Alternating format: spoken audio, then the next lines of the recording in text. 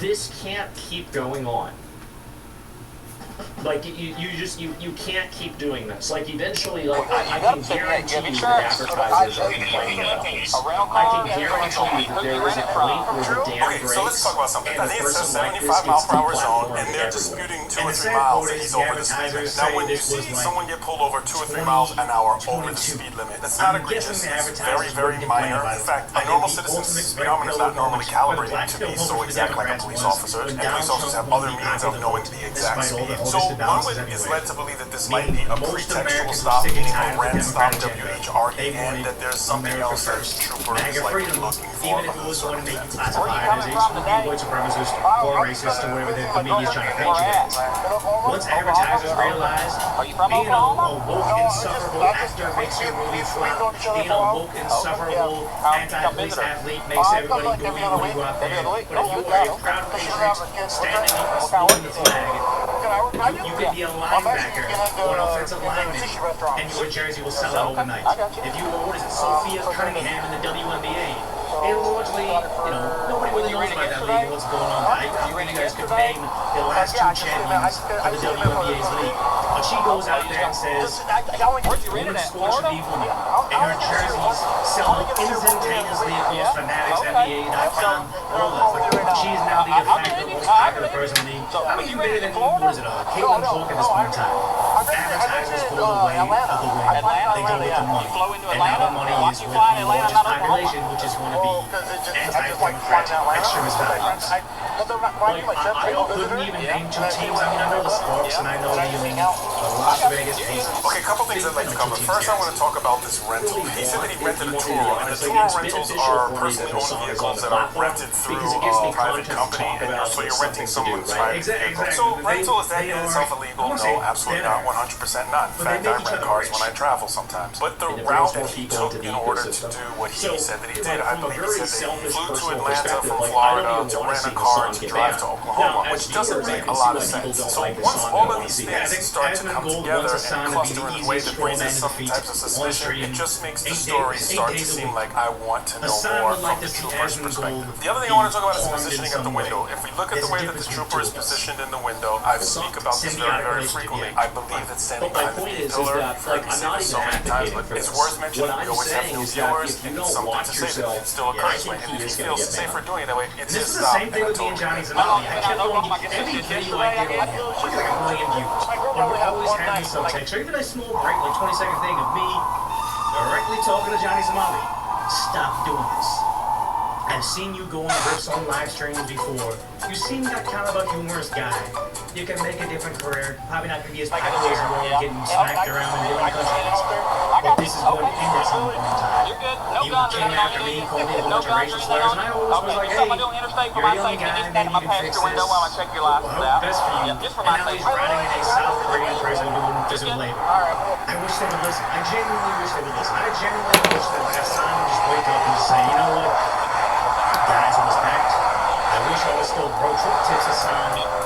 I can still salvage whatever career I can. I'm going to do a major pivot, shut all the extremist, violent fans I got, and try to be like an ISO speed type and just do regular IRL stuff. He's still close to that guy in me. He probably could salvage a smaller career and say, hey man, I dropped the thing. They got too extreme with me. Like I said, Kamala Harris, she probably could have.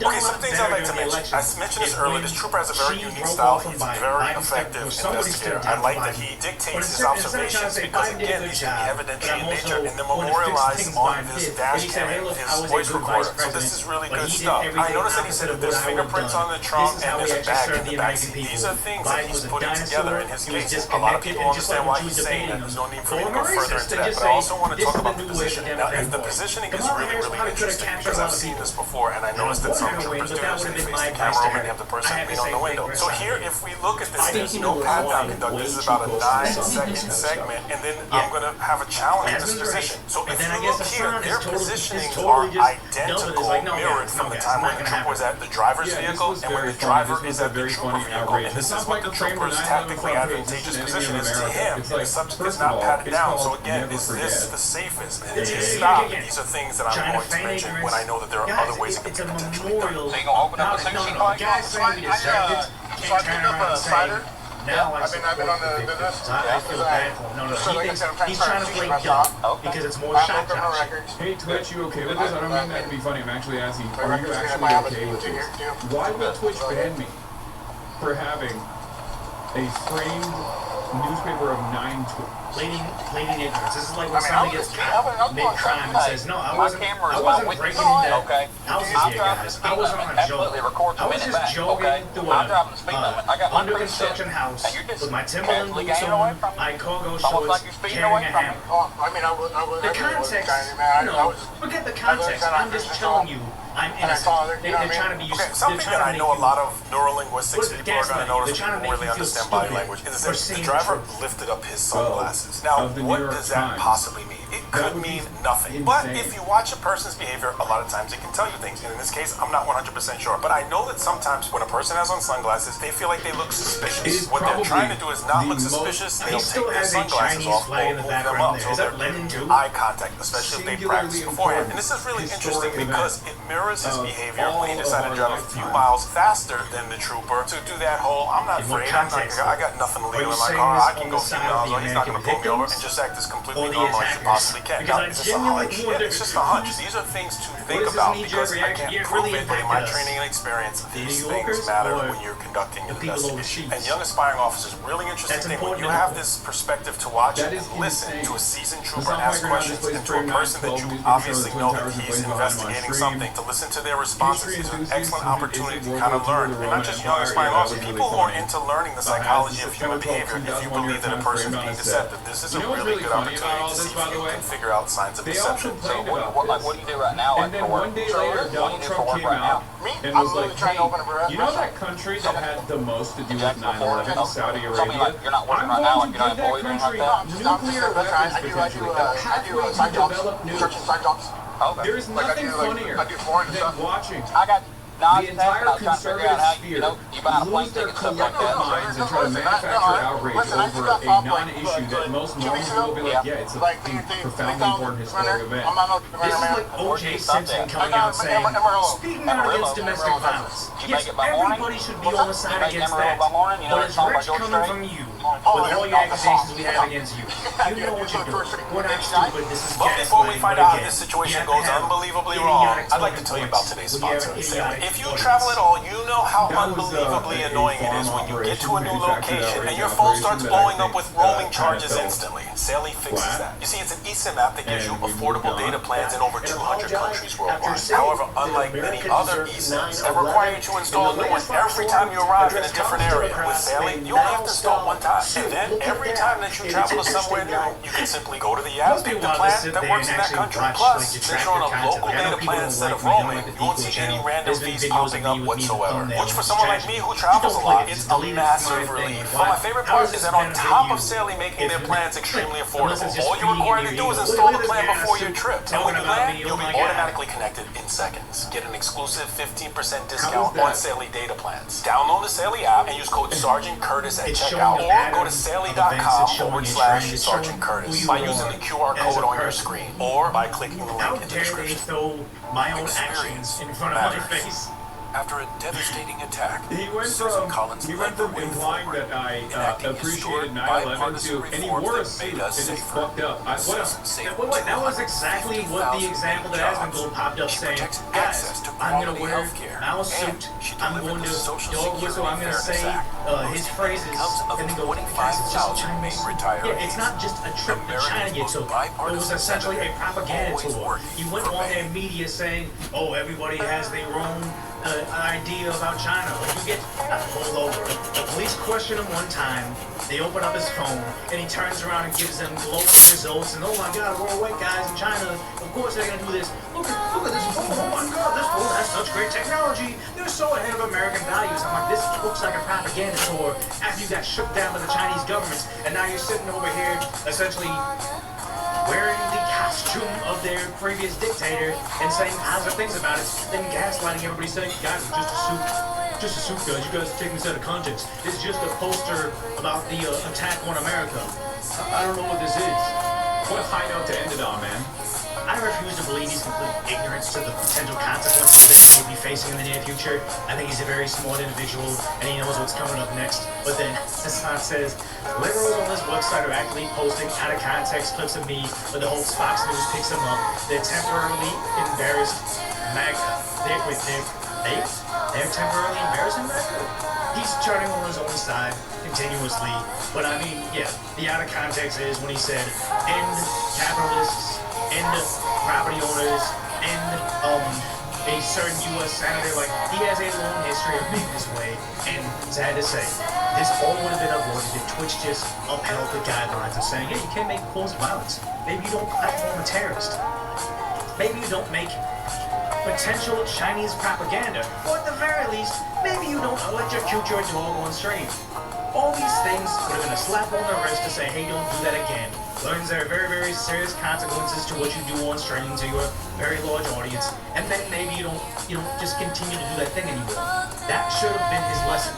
But just like a parent that refuses to rear their child and make certain, hey, you don't steal stuff from the other kids in the playground, and the first time they learn you can't steal is from a grocery store, not a grocery store, it's from a bodega where the business owner pulls out a shotty on them. The first time he's going to learn that you probably shouldn't be doing this is when the feds investigate him for potentially being an extension of the Chinese government for the Chinese propaganda team. Anger issues with women, verbal abuse. It's not Graham Plattner, it's Troy Jackson. Jackson has a history of conflicts with women, bullying, even intimidation. Jackson's conduct was so bad, his fellow Democrats raised alarm bells about his temperament. Jackson is like Graham Plattner, but worse. Decades as a political insider, accused of mortgage fraud, unpaid taxes, and bankrolled by powerful lobbyists. That's the real Troy Jackson. SLF is responsible for the content of this episode. On April 11, 2026, officers conducting routine patrol were flagged down by bar staff regarding a disorderly woman who was reportedly using a potentially fraudulent identification after officers made contact and verified the identification was valid. The woman continued behaving in a disruptive manner, prompting officers to detain her. You stay in Florida? No, I do parking policy. I'm a 25-year veteran of a sheriff's office right here in Arizona. Today we're going to do some How much does a job like that got today's video on police cam. They're expensive. Channel, they're small. I don't think we've used them before, but we're gonna check out today's video.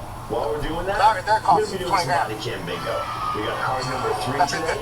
So You can buy them. We sell them in a set of 1 to 5, and you can click on that QR code. I use every BingoCam.com. you can find them there.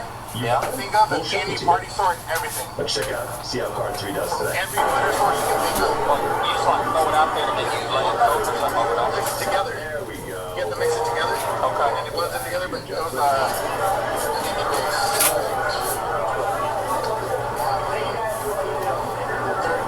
bags of glitter and you blend it in. You always think in Florida? No. So I'm trying to do sushi thing.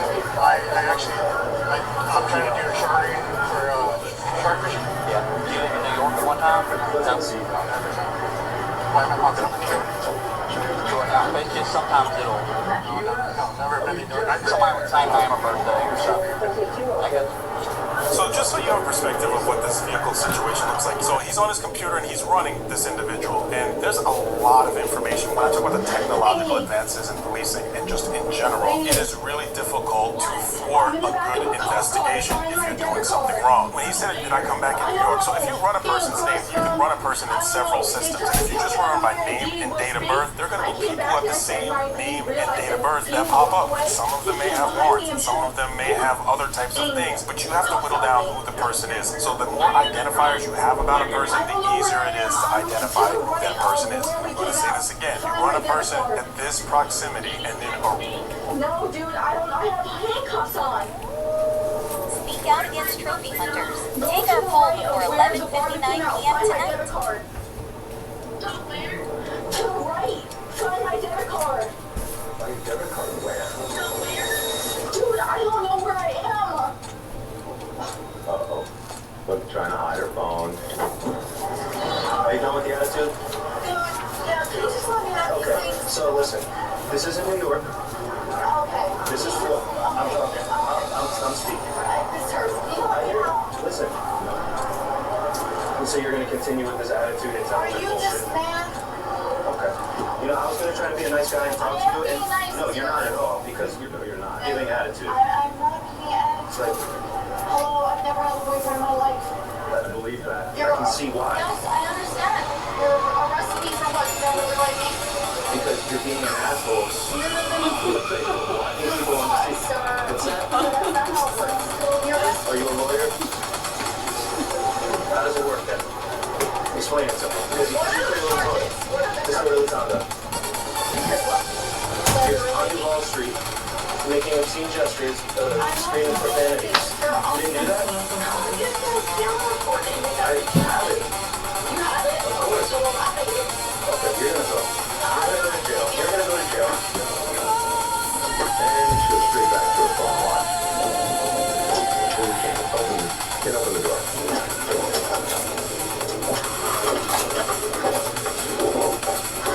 Cops love coffee, especially me.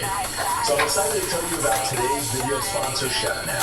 Check out their 8-in-1 brewing system. It's basically an entire coffee shop in one machine. Whether you like K-Cups, Nespresso, or just a good old-fashioned pot of coffee, this does it all. It also has a 20-bar espresso system for bold, cafe-quality espresso. With the automatic A really horrific warrant comes up where we've had videos where that's happened, where we've had people who are wanted for some of the most heinous crimes, and you find out they're right there. No tickets, nothing like that recently. What was your last speeding ticket? We clean your countertop. With this machine, you won't have to spend $10 a day at a coffee shop drive-thru. Go to chefnet.com and use promo code SLOW for 30% off your own coffee station. That's chefnet.com, promo code SLOW. Skip the coffee shop and bring the cafe home with the Chefnet coffee station. Or it also makes a perfect gift for people who love coffee. How fast was it? I was so speedy on that one. So you always rent like a Turo? Like, why don't you just fly to Oklahoma City? I know you like flying. I'm going to. It's just, I just like driving. So the question is starting getting more interesting and the story's starting to unravel. But there's something I'd like you to look at. Posture and position of the driver of the vehicle with the arms crossed and the cell phone to the chin. Very often when a person is being deceptive, and I'm not saying that this guy is being deceptive, but the trooper figured that out as his job. When a person is being deceptive, they will have put things in front of their mouth, and this protected positioning of the arms crossed is a psychological subconscious barrier that people a lot of times try to put in front of the deception that needs to come from their mouth or is going to express themselves in some of their body language. Any one of those things can be completely benign. Some people stand like that, and I know people in the comments saying, well, I stand like that all the time, I do that, I get it, yes, sometimes maybe I even stand like that, but we're looking for clusters of behavior that could potentially lead to signs of deception. 100%, absolutely not. Definitely things to look at. Sometimes my girl can have 2 days and I don't know. Yeah. So I go with what I can do. So I'm saying, if you flew to Oklahoma City and just rent the car there, you know, you already be there, you can see her longer, you know I what I'm saying? understand that, but I really love driving. I'm a real good. To be honest, I hate wine. You're talking about train driver? You say you like driving. You're going to be a truck driver. No. Honestly, like a big rig. Yeah. I can handle what they call it. I mean, I'm a farmer. I grew up farming cattle, pigs, all that. I can like back up trailer. Trucks. Oh my God! Let's go. Down the road. I know there's a bunch of freaking trucks around Oh here. no, I have no idea. I was my heart. Oh my God! I almost got ran over. I'm not even kidding you. That was my heart racing. I mean, if it would have hit me, it was FedEx. So I understand. I would have got paid. You're good. Let me finish checking you out. Just go stand right there. Give me a second, okay? All right, give me a second. God, she is nervous. He likes to fly, but he don't like to fly. So, when you're instead of one day and breaking the cases, somebody up like that, but you're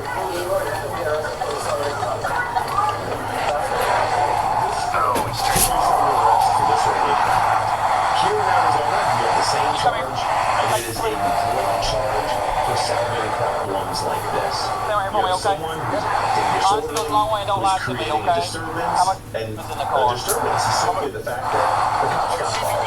The cops got called, which means a disturbance has been caused to just normal everyday people. So we'll talk about that in just a second, okay? Just run down for the tank, you can change about your back. The establishment Go to tank, just a saying second. this girl's Don't here do being nothing stupid. disorderly. That is the crime in and of itself. Law enforcement gets there. Crime's already been committed. They place you in cuffs. They stop the car. She's in the back of the car. You all right? That's it. Sure. You got nothing here? Yep.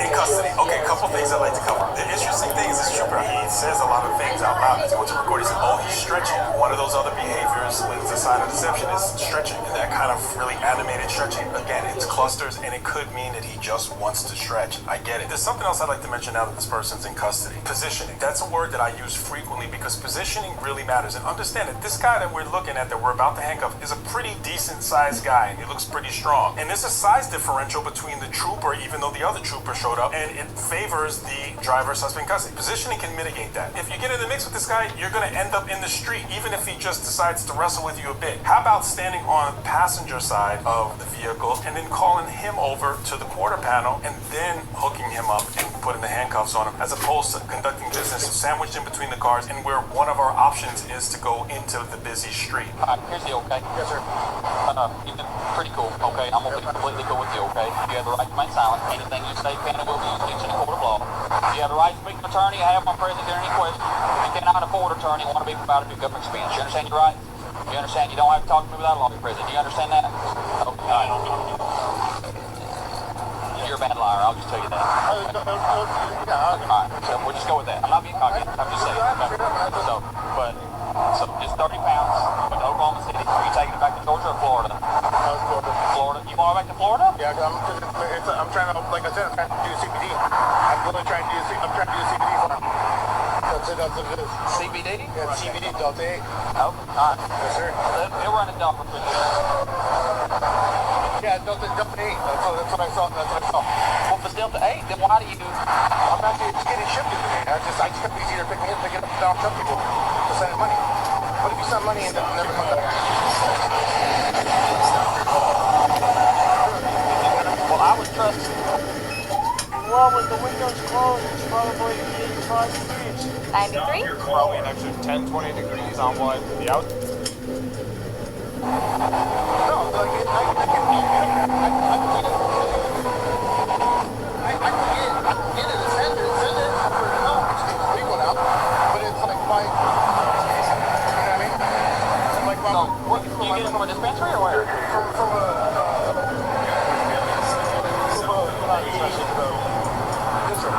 What now? Distribution? Where at? In Oklahoma City? Is it like out the back door distribution? yeah, it's all legal. It's all on license and everything. So you got paperwork and everything on it? Like where you bought it? I don't have paperwork on it. Why not? I know I shouldn't. I was thinking about this. If it's Delta 8, then they give you paperwork. Hey, if it's legal, you paperwork on it. I know. And actually, you're right. I don't want to dog tonight. Just have to think my back to you. No, there's no big deal. Okay. Yes, sir. You got the license. What? That's one of the post-its? No, there's no heavy. You're good. You're good. Nope. Not like that. Just... I'll tell you right now, that ain't Delta 8. Have a seat.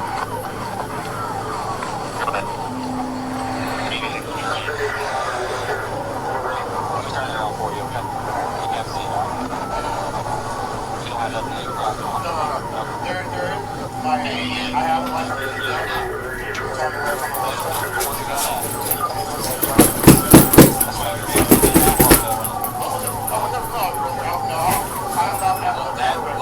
That's why I want you to say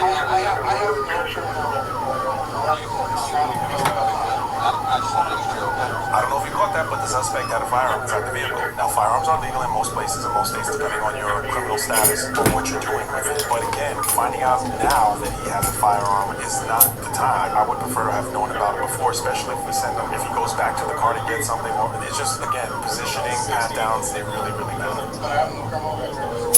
I don't say nothing, man.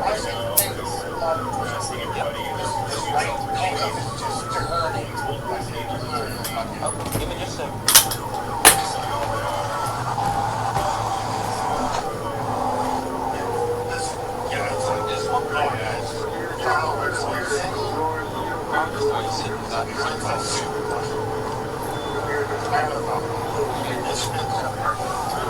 It's kind of hard to see, but saw the dog, the alert was beautiful, dog doing his job. And again, when these come up, we want to talk about a couple canine cases that are really important. The Florida versus Harris case, that was the 9-0 ruling. Then this was the Supreme Court that said if the dog is trained and certified, if it alerts, that's good to go. You don't have to go through a checklist. That's the Florida Harris, and it was a 9-0 ruling. The other case I'm talking about is Rodriguez versus U.S., and that simply states that the officer cannot prolong the stop past what the initial reason for the stop unless they develop something else that leads to an investigation that they are now conducting. So if the officer is writing a citation for speeding, once the speeding ticket is done, you can't wait for canine to get there. If canine gets there while you're writing the speeding ticket, canine can walk around the vehicle, but you cannot prolong the stop. And here the officer had a whole lot more that he had developed through his investigation about why this guy's story didn't make sense and a whole bunch of other things. These troopers are really sharp when it comes to understanding those types of laws on the interstates.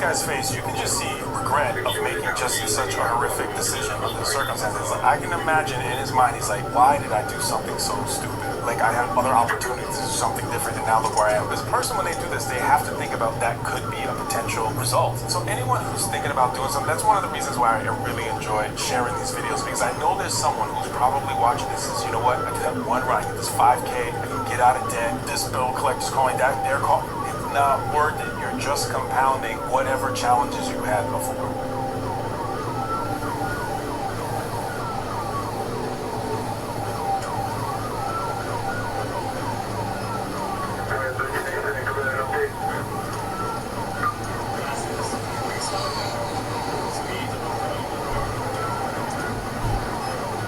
So you notice that it was all zip locked, and then they had the liner on top of it. And they tried to do that to thwart the smell. It doesn't work. Take your keys. That's what you're talking about.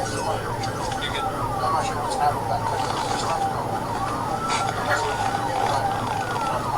Do you not know the guy that you ready? Oh, Churro out. Okay.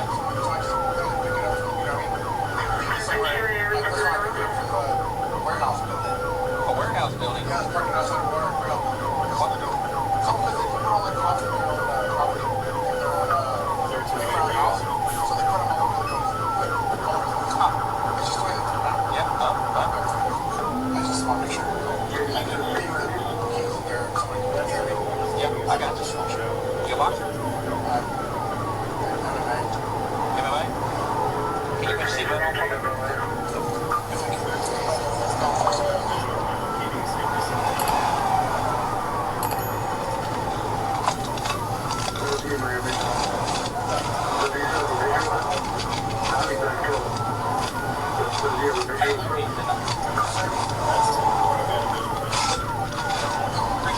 So here we have it, he's heading down to jail. In the original video, which I pinned, as I always do, basically says that Gonzalez was transported to Lonoke County and booked on the following charges: possession of with the purpose to deliver 25 pounds to 100 pounds, felony possession of paraphernalia, felony use of another person's property to facilitate felony crime, and speeding, which I believe is the Turo car, which would be interesting. And they transferred the evidence to the task force. Not the way to go out. You see so many of these videos, and the guy seemed like a nice enough guy. He didn't seem like he didn't give the trooper a hard time. He ultimately ended up telling the truth after he got caught, but he was respectful. I mean, he put his seatbelt on and everything. I'm not a fan of the handcuffing in the front, but it's not my stop. It's that trooper stopping to make that decision, and he seems to be an incredible investigator. Share this video with somebody, because there are a lot of people who would make a choice like that because it's fast, easy money. There are so many ways that you are going to potentially get caught, and just one mistake that you make is going to end you up with felony charges. It's not worth it. Like the video, subscribe to the channel, click on the videos on your screen for more content just like this. And remember, the merch shop is open. We're working on some new designs. We really love the support that we've been getting, and this is one of those t-shirts are out now. Senator Collins supports and advocates for cancer research so that cancer survivors live better lives. How can I publish my book? At Dorrance Publishing, we've been answering that question for over 100 years. Hi, I'm George Davis, and I'm an author and a director at Dorrance Publishing. Since 1920, we've helped thousands of people become published authors. Unlike traditional publishing houses, no literary agents are needed to publish your book with Dorrance. And yes, we accept manuscripts in all genres. Our services include ghostwriting, manuscript development, writing coaches, editing, page and cover design, book promotion, and even distribution. We offer varied and comprehensive packages that guide the authors through the entire process, from the first draft to publication. Our manuscript development services assist authors in transforming their ideas into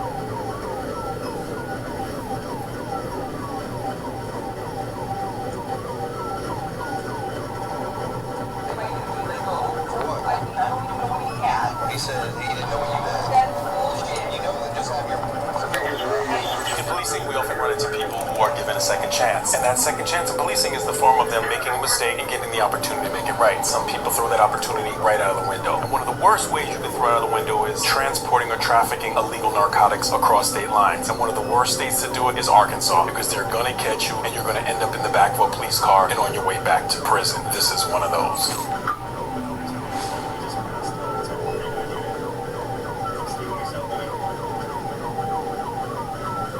That's black and white fever. We call it black and white fever. When you see a police car in the lane that's not yours behind you, they get in your lane that are behind you, and then the lights come on. It's called black and white fever. Not a fun feeling.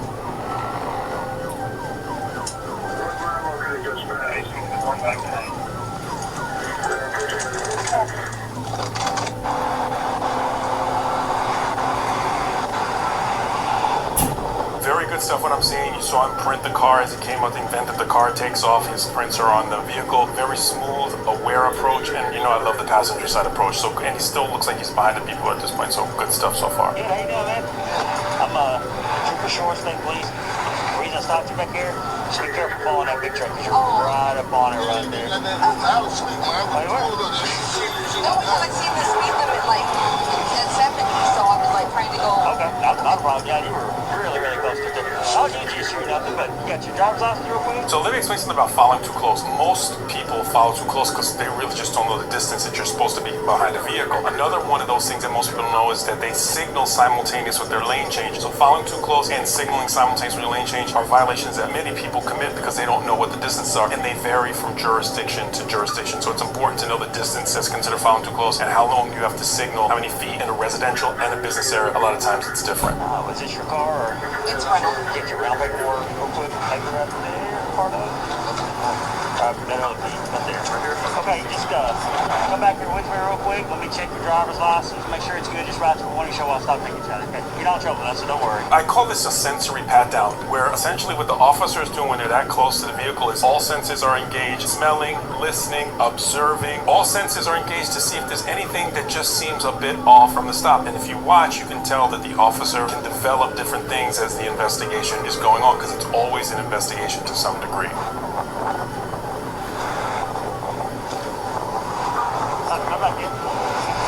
See my front seat there if you want to. If you'll notice, he had a mask on, and I think this was during the COVID time, but his mask is down. When I mentioned the sensory pat down, it's important to be able to smell, and having that mask up would have obscured his olfactory ability, which is one of your strongest and most powerful. So that's something to take note. I'm pretty sure that's why he pulled his mask down.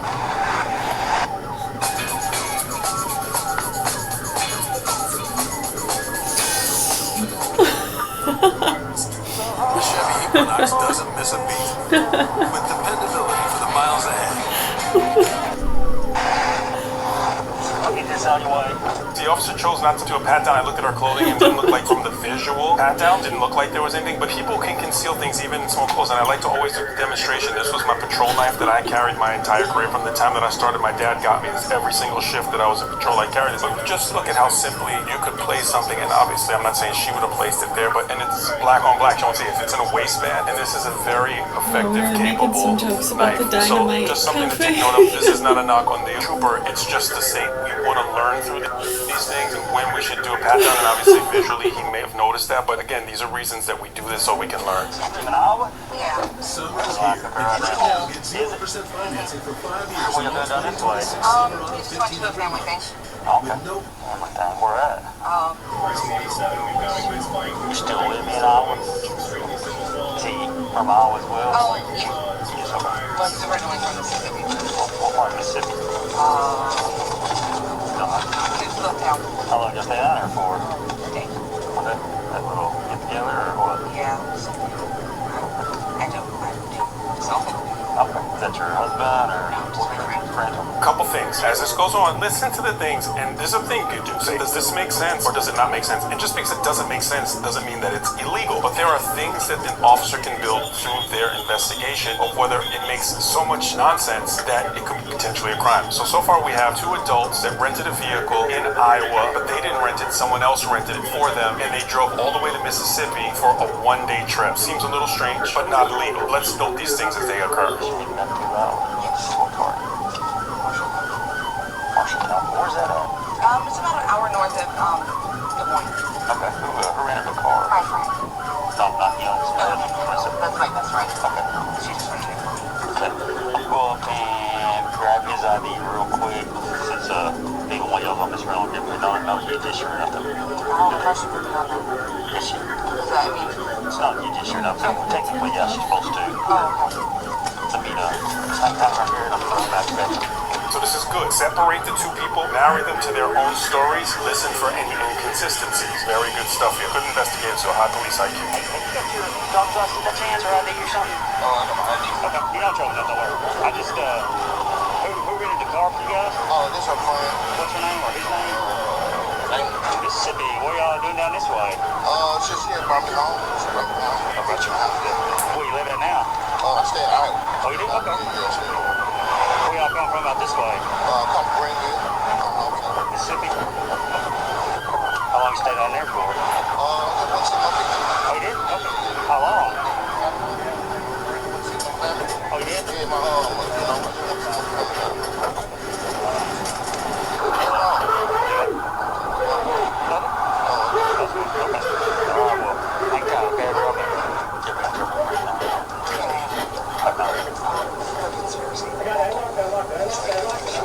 Conspiracy.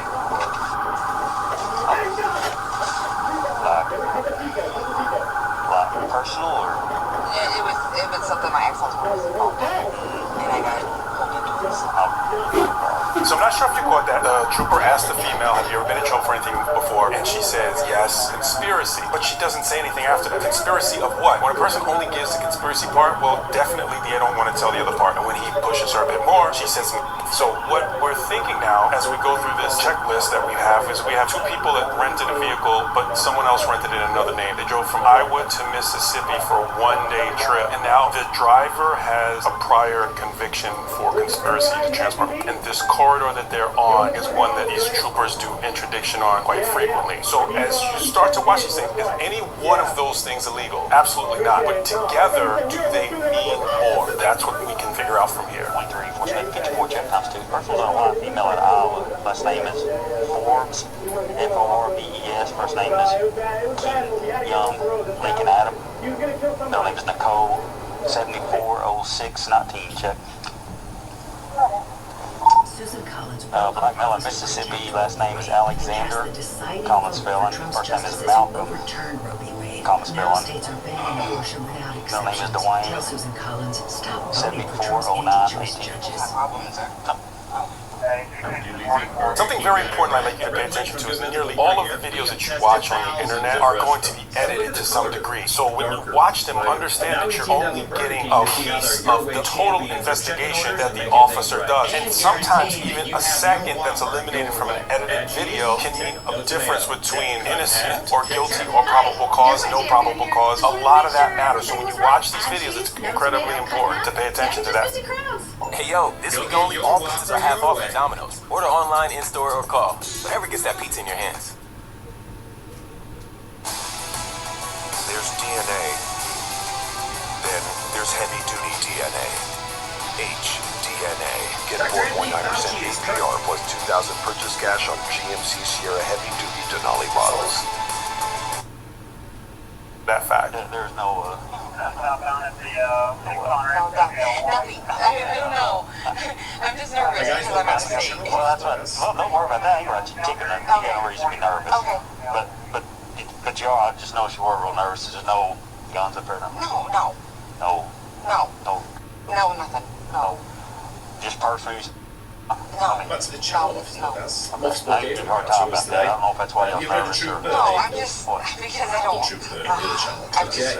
It's an Arkansas state trooper. You know, like, upset with me for getting pulled over and not being more careful. That's it. States for doing pit maneuvers and stuff like that. I'm not nervous. I mean, it's just... like I'm Ohio, tired. Georgia, Arkansas, which all compete for the big one spot. But there's Yeah, the one with big hats, yeah.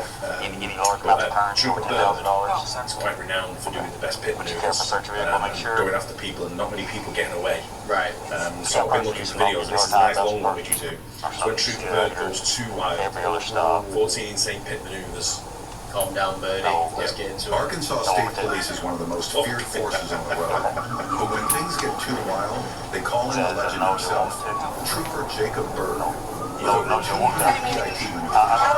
man from Max. This is really good police psychology stuff. Understand that this trooper knows exactly what he's doing, and every single thing that he's asking is well placed and planned. Did you hear her no in her response to his questioning? Because is that the normal response if you really are not concerned about something that's inside of your vehicle? And the extreme nervousness, she said that she's tired. In your experience, does being tired mirror being nervous? In my experience, they're almost the exact opposite expression. The other thing is, we're back to this list. We have nervousness, we have the rental that's strange, another person rented it for the adults, we have this one-day trip, we have the prior conviction in this corridor that these troopers travel, which is known for being utilized by traffickers. Is any one of those things illegal? No, but it's really building a very strong case that we may have some reasonable suspicion that this vehicle might have been utilized for something more than just this benign trip to Mississippi for one day.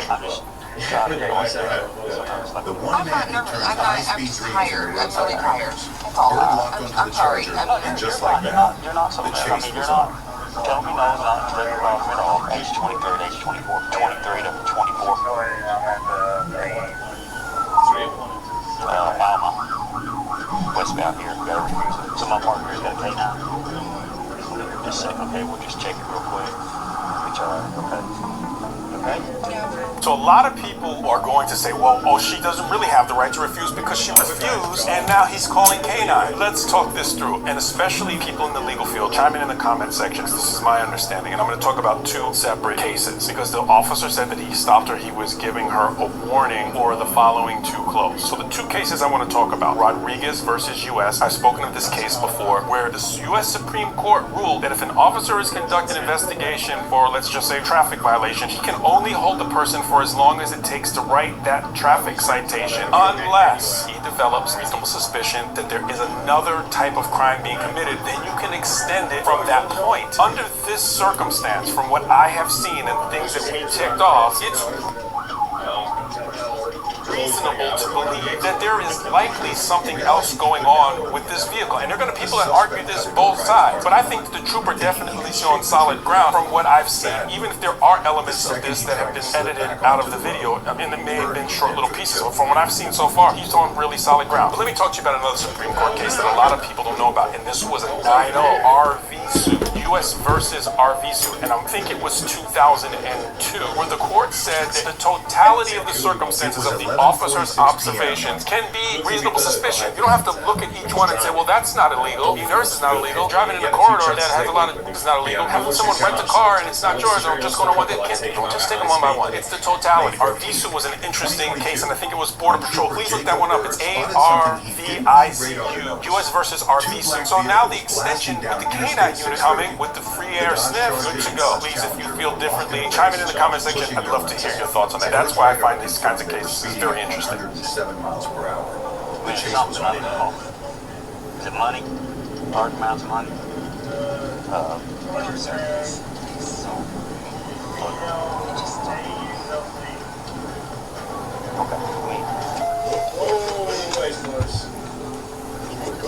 You hear that? Can I just go home? Can I just go home? It sounds like a little kid who got in trouble. The neighbor caught them doing something they weren't supposed to be doing, and they tell the neighbor, can I just go home? It's not the response of a person who doesn't likely have some type of illegal activity going on. Very strange response. So,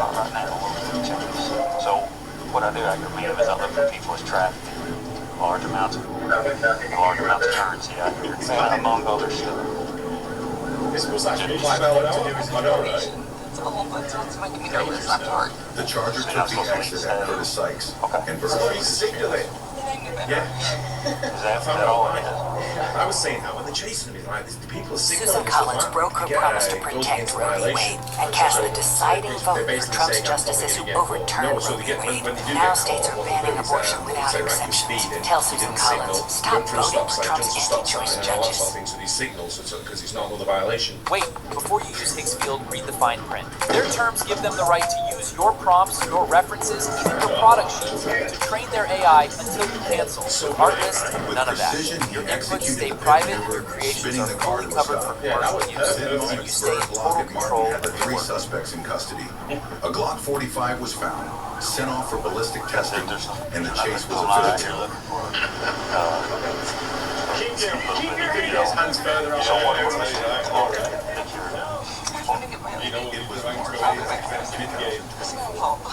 I don't know if it's like some of the people. Is that the only problem right here right now? It's like you're I think he's quite well known. But when Trooper arrived on the scene, things were suspiciously calm. The car was parked near a house.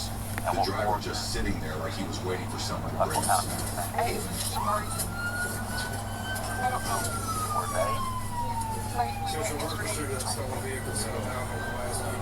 The door slammed, the engine roared to life. So it's interesting that she mentions that she was on probation and she's not supposed to leave the state. Probation and parole are very interesting creatures. Not the people who work there, not the people who are on it, just the entities, because they can restrict your rights that are constitutional. Like they can put the person curfew violation. They can put searches at any time by parole or probation officer. Anytime they want to search, they don't need a warrant. They can just search. They can put the stipulation of no drinking, not leaving the state, not consorting with ex-felons. So many different stipulations to the police peeps out there. Utilize PMP officers. They are incredible resources, incredible tools. They can, on just a phone call, do things that police don't necessarily have the ability to do. Shout out to them. I think I did in another video.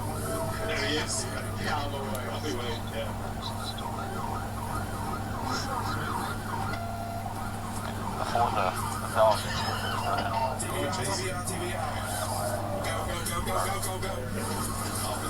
Is there anything else?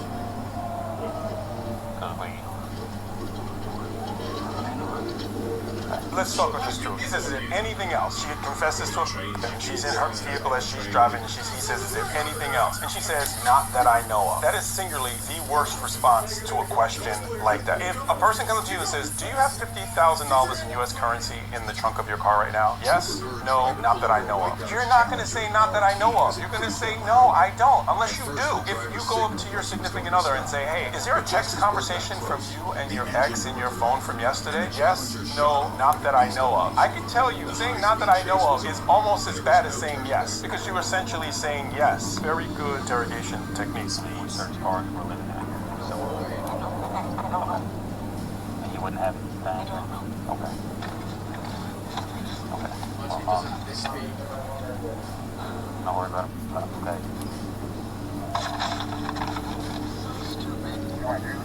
I'm right at Alma, westbound, okay? My partner's showing up right here, okay? Just hanging right here beside my car, okay? Just jump out real quick. Hey, man. I asked for a search card because you guys are really nervous, okay?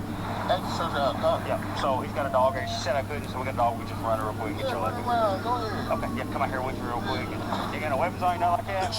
I'm gonna pat you down real quick. So. One thing I'd like to say is that if there is something inside this vehicle and it's legit, the reapproach by the trooper should be super tactical to a point where the safest matter is, could you just put your hands on the dashboard for me while I'm coming up there before you get to that V pillar? At this point, I'm not concerned about him knowing that I think that something else is going on. I already called K9. Don't want to walk up to a window with the guy says, I'm going back to prison. I have whatever X, Y, and Z in the trunk. This is my chance to do it. Safest practice. See those hands before we get up to that window.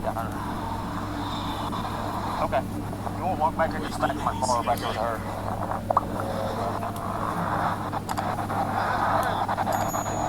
Yeah, come back here. Okay, all right. Okay. Back to where the K9 is going to be doing this free air pass around the vehicle, which is not a violation of a person's constitutional rights. It's the free air. If the K9 alerts, there is then probable cause to search the vehicle. If you're the bad guy, you don't want to see that dog sitting down, because that sit is usually the alert that it's something in there that the dog is alerted to. These officers and the handlers and their dogs are highly, highly trained, and departments that are accredited have specific accreditation standards that they must meet, keep, and maintain throughout the entire time. And I believe this is I'm almost guaranteed that Arkansas is accredited. Those guys are super sharp.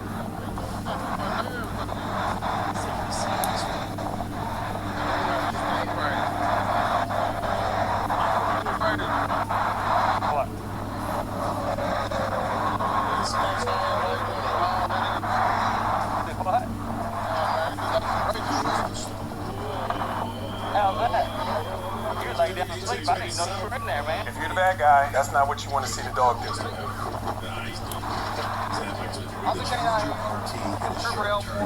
have you guys used anything recently? Like, now you supposed to look at Chase was over. I mean, not a big deal, but state will cause the dog to alert, okay?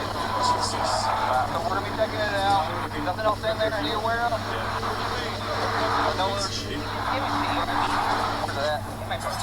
In your purse? Okay. It all started casually. The stolen Dodge Thing out truck here, okay? was just cruising Now, you got any, like, large amounts of anything like that? Large The amounts of driver money? wasn't speeding, just taking his sweet time until he saw Trooper Jacob Pit Viper Bird in his rearview mirror. That's when the panic kicked in. The driver slammed the gas, flooring into 140 miles per hour. Summer's here, and right now get 0% financing for 5 years on all 2026 Silverado 1500 models. With no payments for 90 days. That's the thing.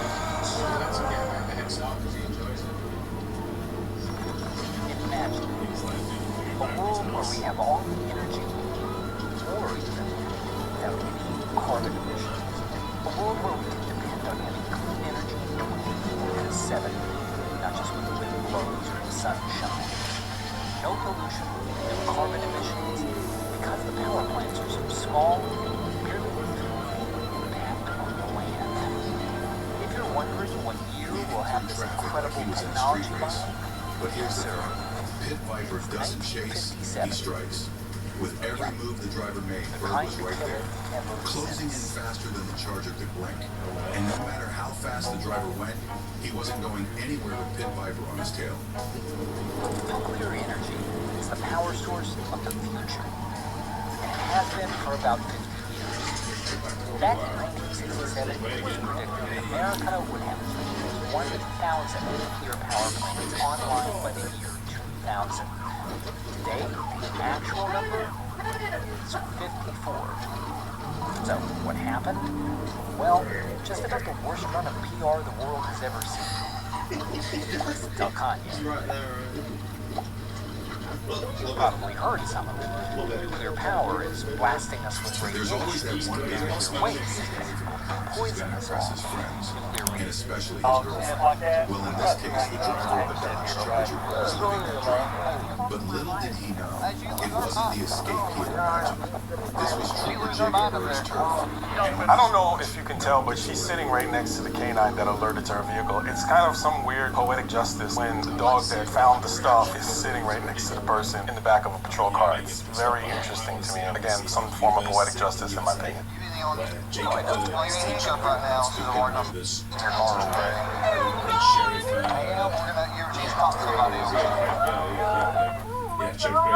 Teaching everyone else to behave, right? Now they're heading to the school, they're heading to the unis.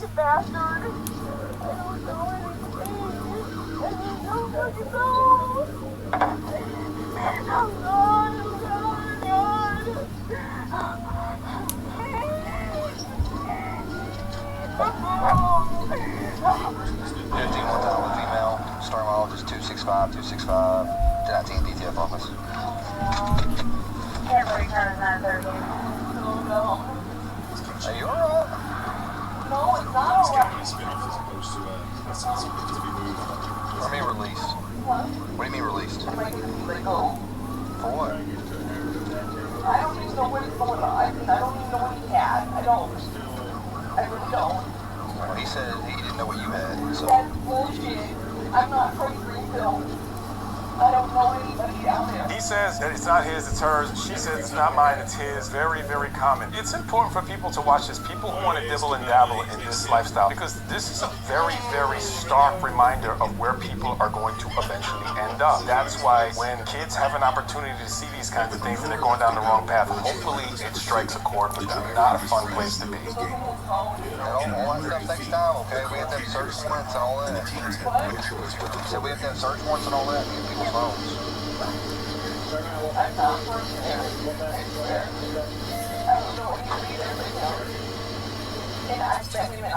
An Audi blasted you know that just having your 140 miles per hour. But little did the driver know, he had the Arkansas Dark Knight on his tail. She's on federal probation. She's not going to leave. That's got a herbs. So, I mean, there could be more to it. Come from Mississippi, come up in Iowa, and just stay down there a day. Somebody else put her in the car. Just crazy nervous. She got conspiracy, federal conspiracy charge. And that's why she's on probation. At 41131, our mission is to expand digital opportunity to strengthen Maine's workforce and communities.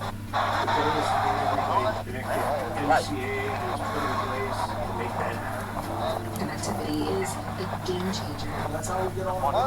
Look at the new options that I have. We can save money and have better communication. Really good idea to wear gloves during these searches, and I understand that a lot of times the dexterity is not there to search, and these guys have tons of experience doing it, but for some of the newer officers that may be watching this or people who aspire to enter policing, understand that during these types of searches, we encounter a whole bunch of different things. Some things that are not illegal, but are incredibly disgusting and nasty to touch, and every officer has a story of something they found inside of a vehicle that is horrifically disgusting. Just a note. Get 0.9% APR, plus current eligible non-GM owners get up to $22.50. He said he may be a problem. He was watching this unhandcuffed the whole time.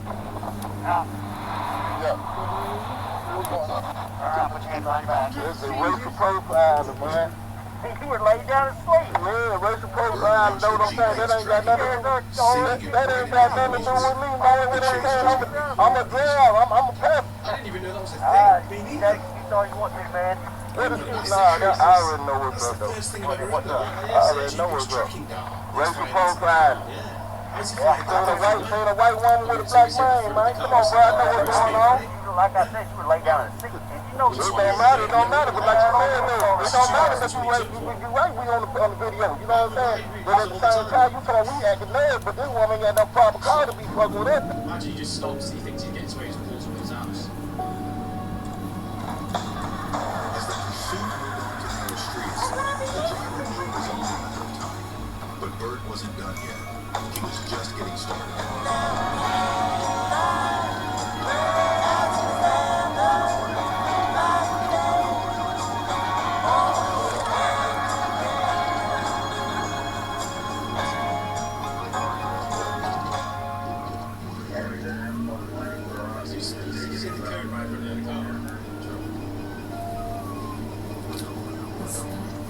Distribution laws? Oh no. What's the profile? So this is a playbook. Challenge the law, accuse of racial profiling, throw the co-conspirator under the bus. It's so unfortunate to see someone utilize this. Do some officers do things that are horrifically wrong? Yes, but to throw this blatant lie out there, this guy was laying down in the seat when the trooper pulled him over. It's absolutely ridiculous and it's embarrassing. Be better. Just for the fun. I didn't know anybody was in there besides her whenever I walked up. Popped up. Maybe overflow with that. So her license was valid, though. Everything was cool with her license. Trooper Jacob Bird didn't need to hunt for trouble. What an absolutely beautiful dog that is. Absolutely beautiful. A red Jeep was fleeing, dodging traffic, and blowing through lights. Bird didn't need to race across town. He just picked his spot, waited, and when that Jeep flew past, it was game time. The second the Jeep roared past, Bird slammed the gas. The suspect thought he had a chance, but what he really had was seconds before the chase ended. The officer telling him to be quiet, doesn't want to talk to him. Why this happens is because everything that comes out of his mouth is nonsense, untruthful, and trying to send the officer into a wrong direction. So why listen to it? I felt like that before myself. We're going down there. Is he going down to our drug task force office? We're going to do that.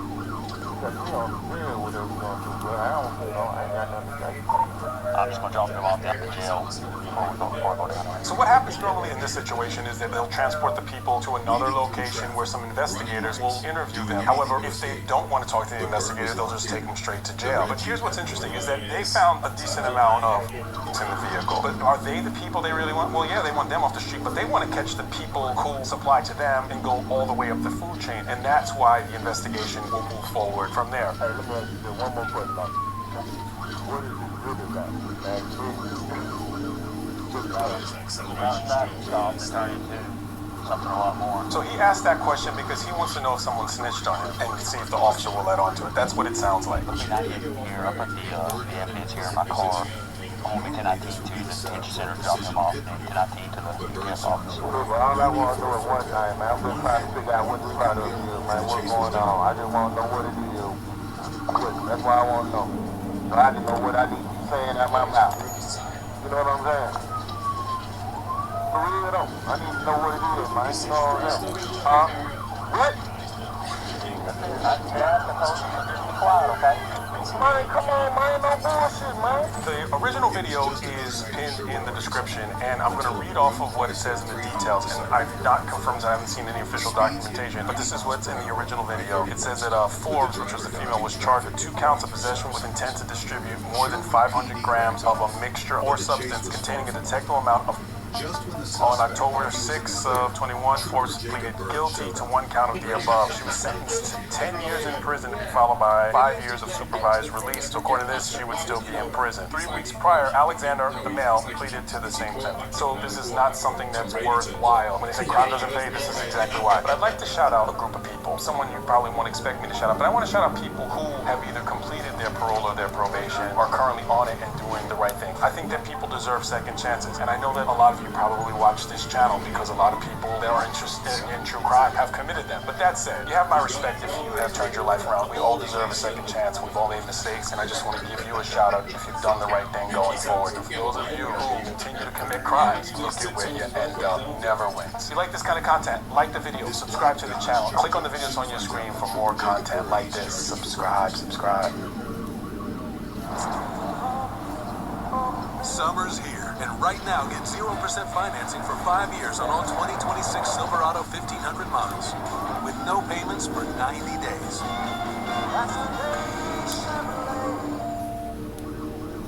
Well, with the windows closed, it's probably 85 degrees. 93? Probably an extra 10, 20 degrees on what the outside temperature would be. When is it 75 degrees outside? 120. 120. Wow. It's a recipe for disaster. I would not want to be inside. It's no place to leave a kid, that's for sure. God forbid you were in a car seat. That makes it even hotter. They can't regulate their body temperature as well as adults. Extremely dangerous, even if it's just for a couple of minutes. It's important to keep focused on the important things. Take your kid out of the car always. What's the police car, do you know? Probably, I think it's someone told me. I think that might be a charger. Well, I was thinking, it looks kind of the same. Yeah, I think they are chargers what they use. I just want to make sure there's not pounds in there. How do you want to tell me? Do you want to tell me how much in the car? I'm not so sure. If you decide to transport illegal pharmaceuticals across state lines, you're up against a lot of things. Yeah,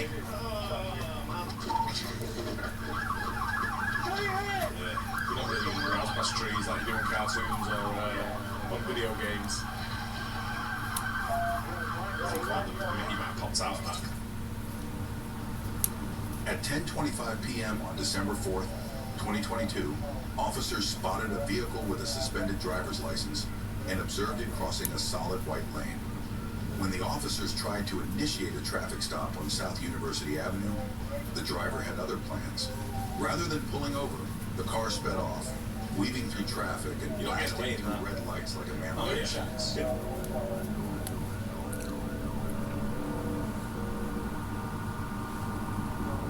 He stops at the red light.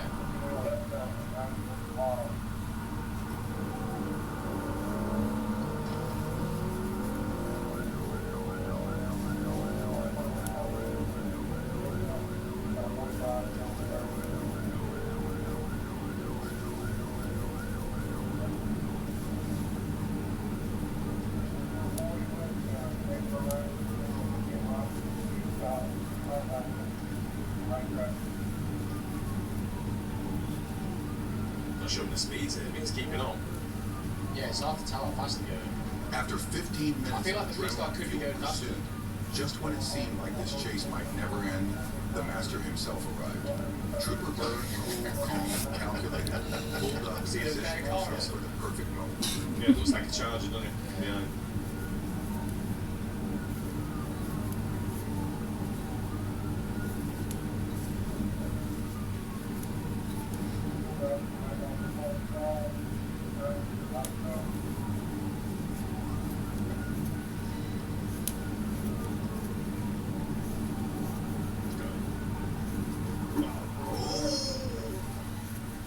Holy shit, I'd love to know how fast they're going there. Yeah, that one's even a bit dangerous one, that one.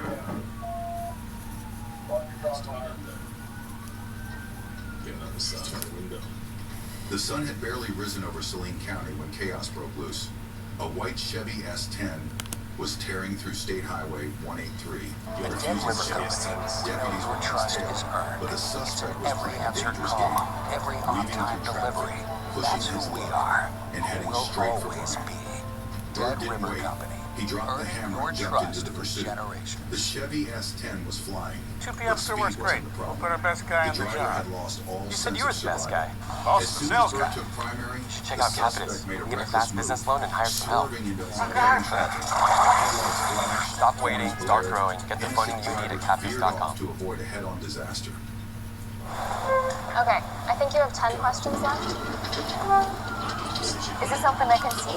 Yes. Yeah? Can I see it right now? Yes. Is it something that flies? No. Is it this island? No, but you're getting... Southern Christian Muslims that flared up after being tamped down for 50, 60 years, you know, and also came right back like it never liked a cigarette in that situation. It was a quiet or went away at all. So we could see that resume again.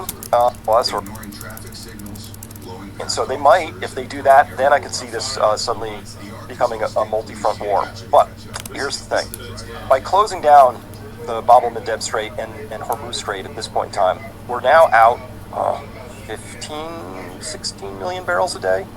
There's only so long that can go on, and almost all of those, Mario, went to the Pacific Basin, right? They went to India, they went to Pakistan, they went to China, Japan, right? So that's where those oil shipments were going. All of those are the most affected countries at this point in time, and sooner or later that becomes a real problem for them. You know, the reserves just go down too low. I know China had magically and very prophetically stored a lot of oil, but even that has its limits. So if this looks like it goes to the next stage, and this is the thing, again, I've said it before, but if, you know, Rand said, look, if you cross certain thresholds, here's what we'll do. And they talked about actually hitting the energy infrastructure of the other Gulf states that are involved in supporting the U.S. if they did that, right? And I was shocked 3 days ago when the Alab Kike refinery got hit, and that processes, that one refinery, about 7% of the world's petrochemicals and conditioned oil. It's a huge thing. So but it was just kind of pinprick stuff. I think it's pretty easily fixable. But if Iran said that does it and they drop 50 missiles on that thing and really destroy it,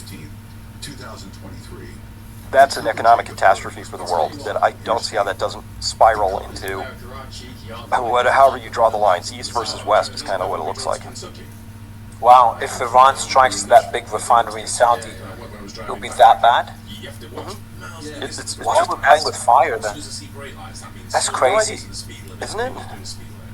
Because the Houthis have already closed up. There's one refinery in Saudi, you probably know which one, has already ceased operations till next month or for a couple of weeks. It's the one that the Houthis struck. Yep. Yeah. That's one of the bigger ones. Yeah, not the biggest, but one of the big ones. And that one also made specialty oils. So there's two things that got hit really hard. Now that specialty oils, like you need these different lubricants, like hydraulic fluid. It's like there's specialty oils are a thing, and not every refinery makes them. But two very important ones are now offline. So the Jiangsu made a lot, and also the biggest one was the Pearl facility, which turned natural gas into gas to liquids plant in Qatar. That got shut down. We're going to get into lubricant difficulties here worldwide before too much longer too. And this we haven't touched on the missing sulfur, the missing helium, et cetera, et cetera. So this really has to get resolved soon.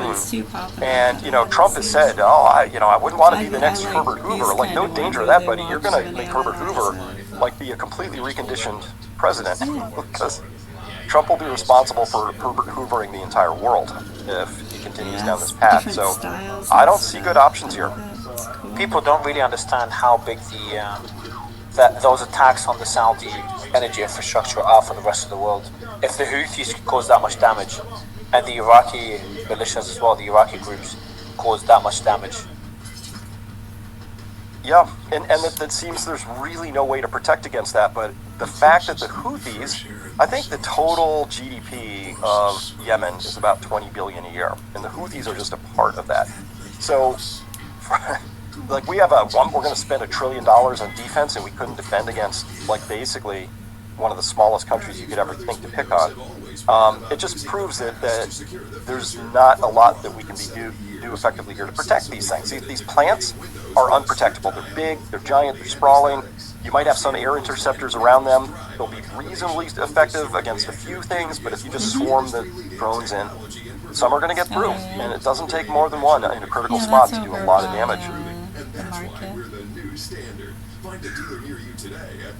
And we're having there's also the Iraqi groups that were able to cause damage to the Saudi oil refinery. So there's both, and the Iraqi groups are even smaller in terms of the amount of money they have and military capacity they have to the Houthis, and they were able to cause significant damage to the Saudi oil refinery that they struck.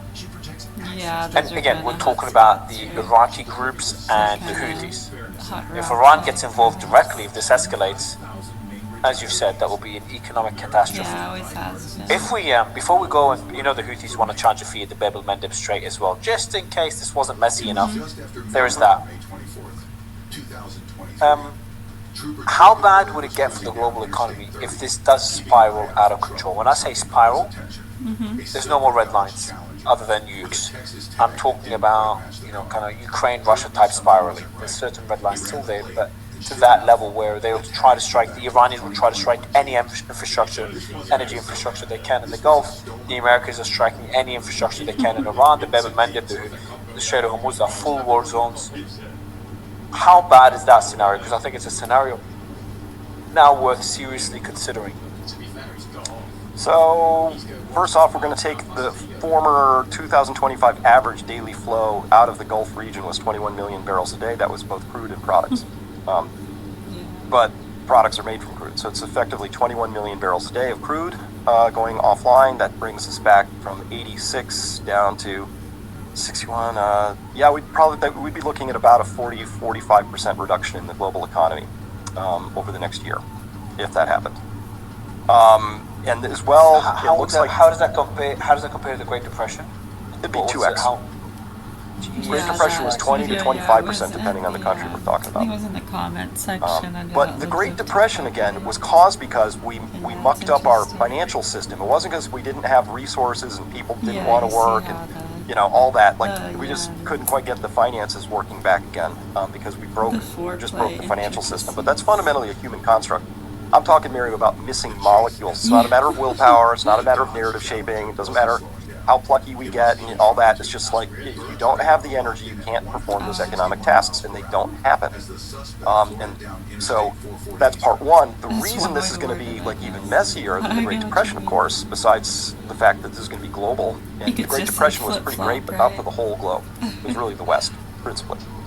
The different. This time we're talking about an absolute retraction in a global economy now where no one nation is actually self-sufficient for anything anymore, pretty much, right? We're all dependent on coordinated, interconnected, just-in-time, never-ending trade that has to function smoothly and well. So if that starts to break down, we're just going to, there's things that we're going to be missing. And we live in such a complex, complicated world now, kind of like that poem that says, for want of a nail, the shoe was lost. For want of the shoe, the horse was lost. For want of the horse, the... Experience matters. After a devastating attack, Susan Collins led the way forward, enacting historic bipartisan reforms that made us safer. Susan saved 250,000 Maine jobs. She protects access to quality health care. And she delivered the Social Security Fairness Act, boosting the incomes of 25,000 Maine retirees. America's most The straits called the Babel-Mendeb Strait caused that much economic impact, all the way up from Norway to South Africa to North America to Australia. These Houthis in the Babel-Mendeb Strait, that's the world we live in. It's a very good point. Yeah, so you have that, and then as well, when we just go over to the financial system for a second, because this is my area I study a lot. So we have a really weird system of money. It's called debt-based fiat money. And the way our fiat money system works is we loan it into existence. And the way it works smoothly is if we constantly have more debt coming into the system every year compared to the year before. And it's an absolutely unbroken line from 1971 to now, smooth as can be, except, oh no, there was this one little hiccup from 2008 through 2009 into the first quarter of 2010. Debt didn't grow, it kind of went backwards a tiny bit. It's okay, we paid down our credit cards, right? What's the problem? Almost broke the whole financial system. I mean, they were so scared by all of that in Wall Street, and we had these. Mervyn King was the exchequer, the president, of their Central Bank of England. He wrote his memoirs. He said, "Oh, we were hours away from complete systemic financial meltdown." Why? Because debt went backwards for a tiny bit. So we can't have that. So we have to have debts constantly growing. Well, debts constantly growing only happens if you're positive the future economy is going to be there to pay it back. If all of a sudden we're staring into this tunnel and it looks like future economy is going to be something horrendously lower, like 5% is like horrendous, 10% would be like, nobody's experienced anything like that since the Great Depression. But all of a sudden our debt markets go, I'm not loaning money to a smaller future. And so the whole system of machinery of finance and debt-based money freezes up. And that's when things get really bad because the machine seems to work either very, very well, kind of happily when it's expanding, but it really threatens to literally collapse if it starts going the wrong direction, which is down. So what we've done since then, anytime we get in a little trouble, the U.S. government becomes the borrower of last resort. So during COVID, you'd be surprised, did debt levels shrink because all these businesses went out of business, people couldn't pay this and that? Nope. The U.S. government stepped in and borrowed all of that. But we would be starting that, Mario, having come through, since COVID, we dialed our spending up enormously, 7% of GDP deficit during COVID. We never dialed it back. We're still at like 6.8%. It's like emergency borrowing levels, although it hadn't been an emergency till now. Now this would be as an emergency, so the U.S. government would have to start borrowing vastly higher sums, and then all of a sudden now we're talking, well, that's the final act for fiat currency, is when you blow out your money printing. Because reasons, so it's important. But if we do that, that's where we see things really spiral out of control. Financially, monetarily.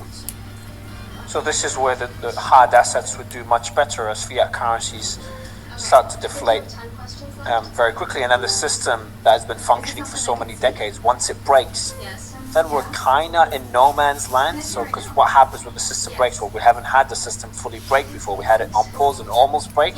But when it breaks, what does it do? Does it adapt? Do we replace it with a new system? What's that process like? Am I asking the right questions? Yeah, absolutely. And the key, this is subtle, but it's really important, is that every one of these prior crises, like the great financial crisis, right? Oh, we had these collateralized debt obligations and, you know, all these janky sort of tranche mortgage products and all this stuff. And it broke. But that was still just human engineering and cleverness, right? And so fundamentally you could print your way out of that. And we did. That's what we did. We printed a lot of money to just cover all the holes in all the balance sheets. AIG, Goldman Sachs, everybody. Just printed money, gave it to them. This is molecules, so this is different. This is physics now. And so if we're missing those molecules, that's economic activity. You can't apply printing to cover up because it can't happen.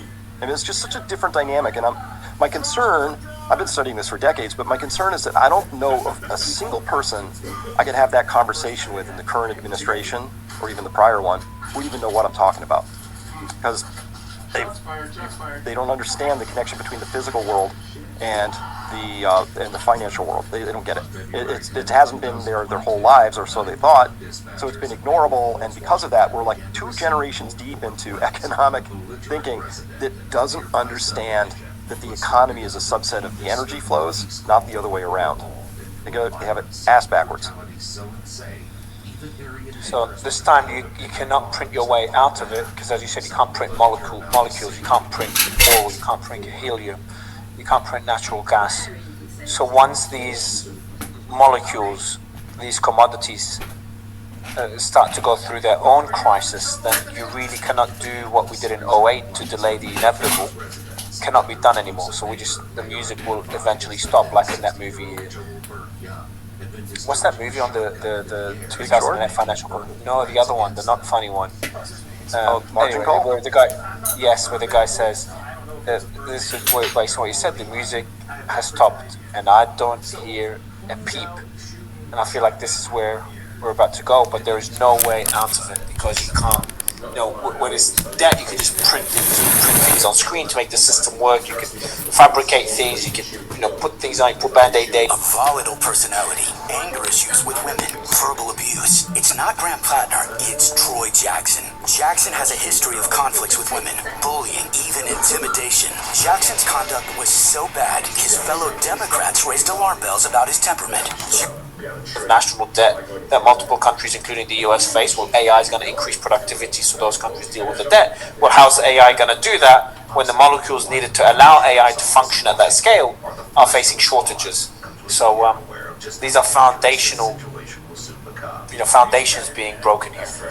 Yeah, I mean, it's such an important point. So, what is an economy?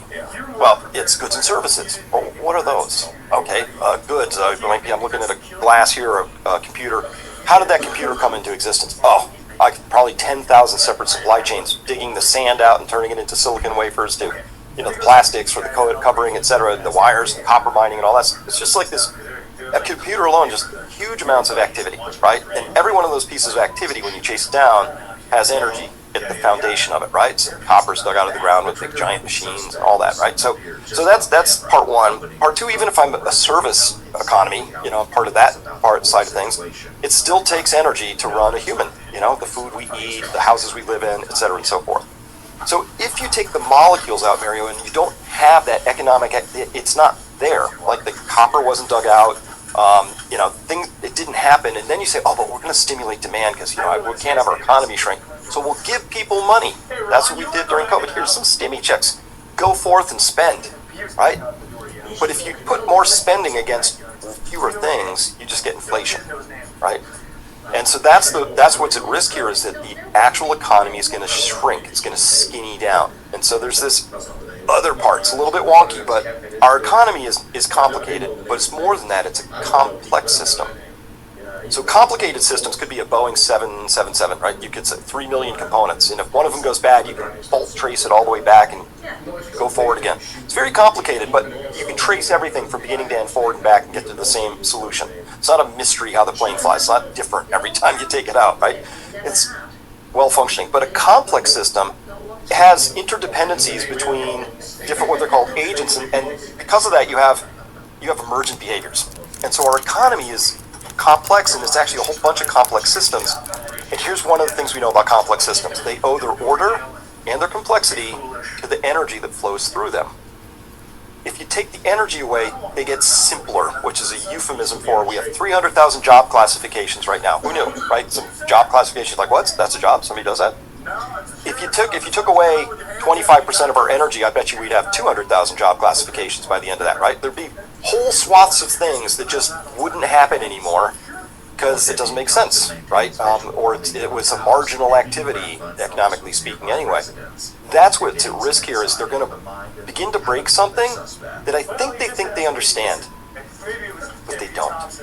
Because you have to have this humility to say it's a complex system. We should do everything we can in our power not to break the egg, because we can't put it back together again.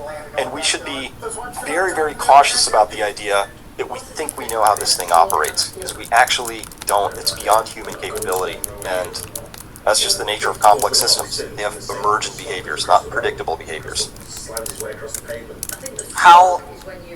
What can the average person do to not hedge? You can't hedge against a scenario that we're describing now, but to mitigate the impact it will have on their portfolio and on their life. Well, this is my whole work in life. I don't want to just come up with distressing information. If somebody listens to me and they're not willing to take action, don't listen to me. It's not worth it. But if these dots I lay out are correct, then the answer to that is you want to build up buffers in your life, right? So I wouldn't have all my financial eggs in the stock portfolio basket, right? Because maybe I need to parse those out a little bit, hedge a bit, right? Having gold and silver or real things. At a time like this, having real stuff is important because we all have all these people running their narrative, fantasy, delusional machine ideas, and that's the world they live in. Guaranteed they're going to try printing because it's worked in the past. They don't understand the importance of molecules. So you have to hedge against that. I can't control their printing. I can't control their ignorance. But I can make sure that I'm not entirely in the dollar basket if that's the country I live in, which I do. I have to have other stuff. So real estate, productive real estate, farmland, timberland, anything that has real, actual value, right? And so that's part one. Part two, everybody needs to consider the bottom of Maslow's hierarchy of needs. Down there is the base stuff for your physical existence: food, shelter, safety, warmth, water. I have buffers against all of those things built into my life, and that's what I sort of coach people towards is, you know what, you should really build those buffers up. Not that we're going to be like that Idaho guy with beans in a bunker, going to make it all the way through to, last man standing. It's not like that. Whatever bottleneck we go through, we'll reorganize, the dust will settle, we'll pick ourselves back up. We might regret that we went down that path, but things will pick up again. So the point is to make sure that during that period of thinness, that you get through it as best you can, and not sort of be a victim of everything. So this really requires people taking a lot of responsibility for their own outcomes. And I think that it begins with exactly what you're doing, which is everybody needs context. You have to know what's going on. At Central Main Equipment and Motorsports, we're proud to carry Mahindra, the world's #1 selling farm tractor, with a heavy-duty steel frame and more. You then work to mitigate those risks as best you can, because that's what you have to do in life. Suddenly, all hell breaks loose. Sheriff's office, drop the gun. So, but like everything you've just said right now, Shots fired, shots fired. this is why these are the things that ease my worries, because in my mind, there's someone in Trump's administration telling him exactly what you're telling me, and Trump is listening to this like, all right, we gotta get the hell out of this Strait of Hormuz. We can't afford this. I don't care what Netanyahu says. I don't care what Lindsey Graham said. I don't care what the military-industrial complex is saying. I don't want to end up in a world like you've just described. That's worse than Hoover. And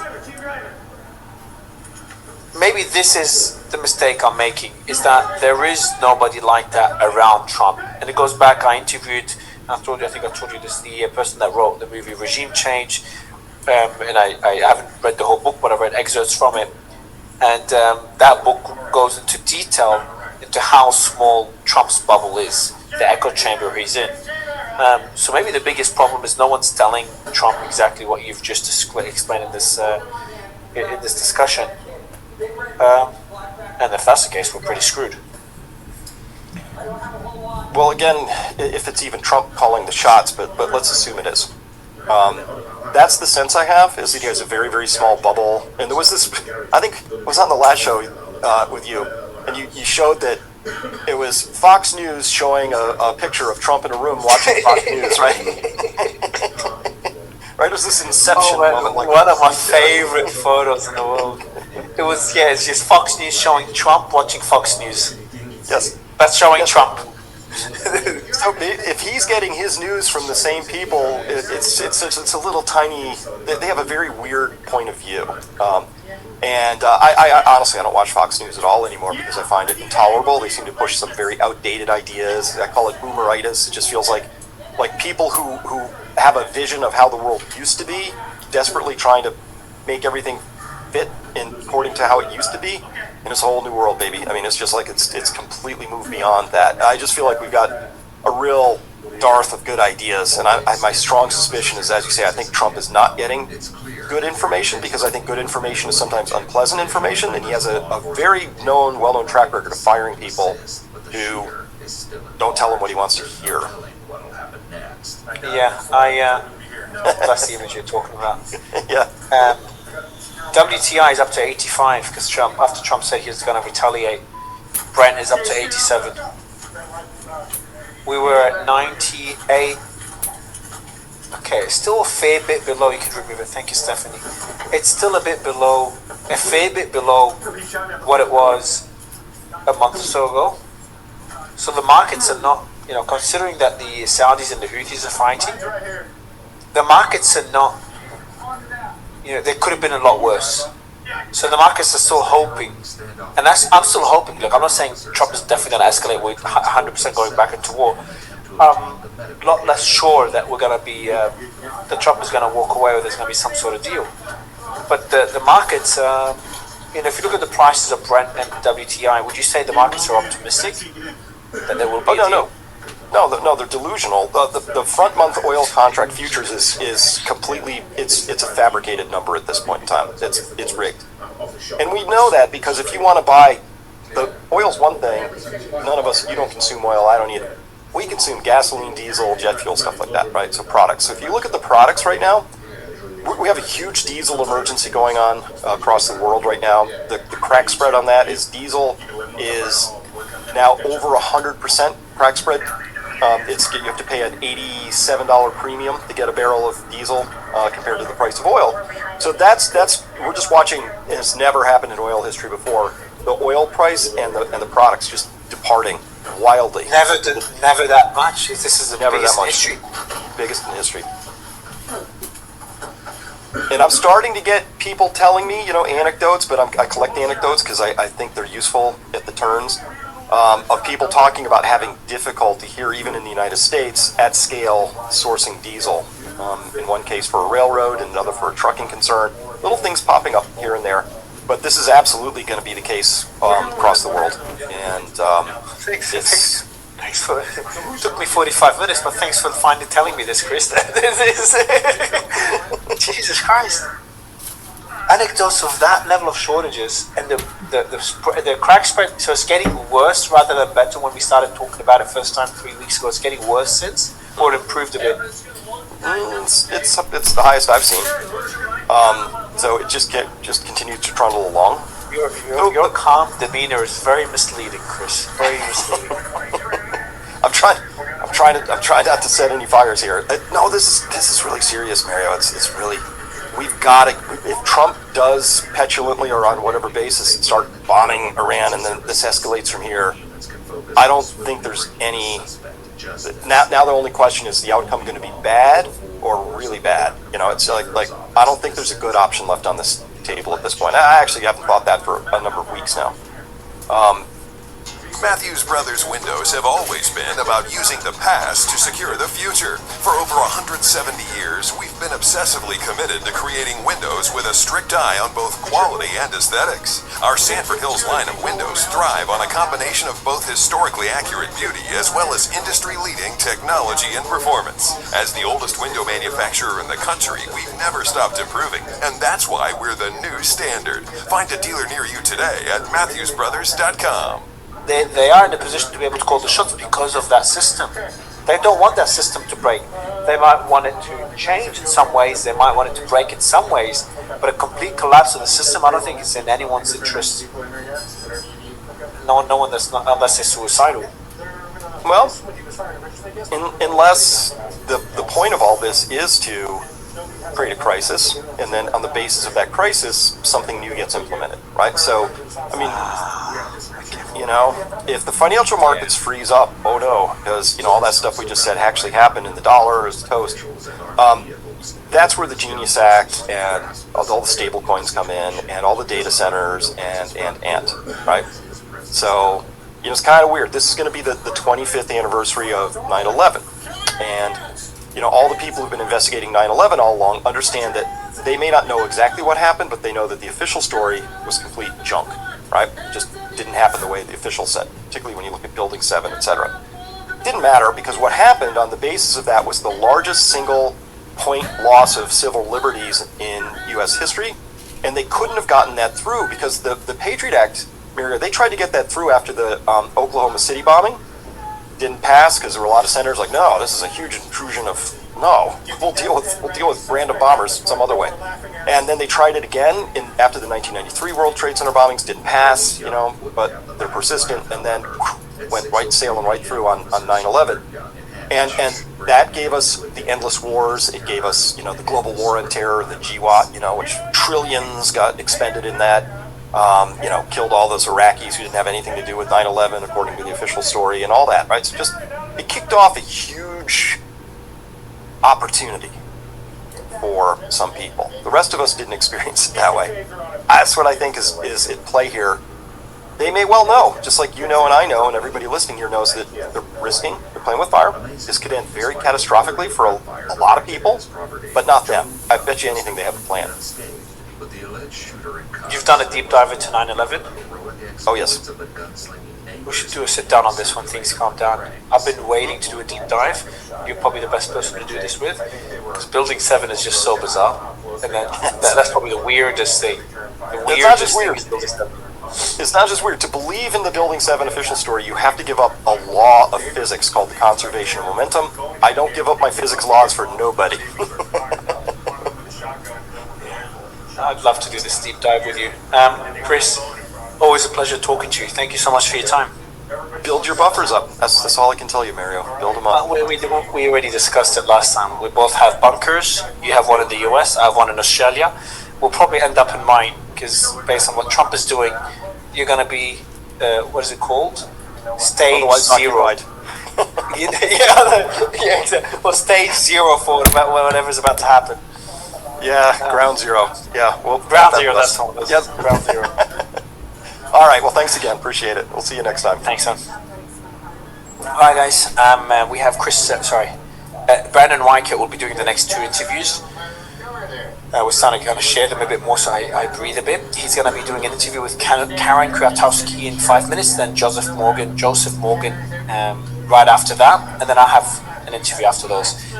So I'm going to go through the comments as always, get your thoughts on this interview with Chris Martenson, my back and forth, my news recap, my daily news recap with Brandon, or probably should start calling him Wario, the nickname he gave himself. And then before that, I did a great interview discussion with Elijah that I really enjoyed, and we always debate a bit, me and Elijah. That makes it really enjoyable for me. So let me know what you think of these 3 interviews. I'll go through the comments, and I'll see you guys personally. I'll see you in 2 hours. Otherwise, tune in 5 minutes with Brandon Weichert. Bye bye.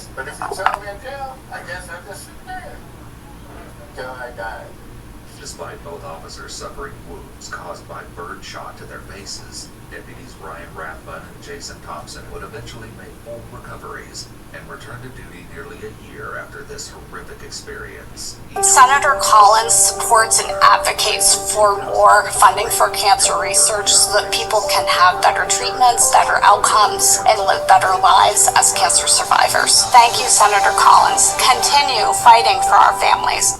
As of January of 2024, he's still awaiting trial and remains in custody. Do you know Jack? Then you know for 3 generations, the Rosenbergs have made car buying in Maine fast, fair, and simple. Celebrate America's birthday and save. New Chevy Equinox, only $339 a month. New Silverado, just $349. Drive with 0% financing. And every new vehicle comes with a 15-year, 150,000-mile warranty. And with market pricing on every vehicle, you can drive home knowing you got a great deal.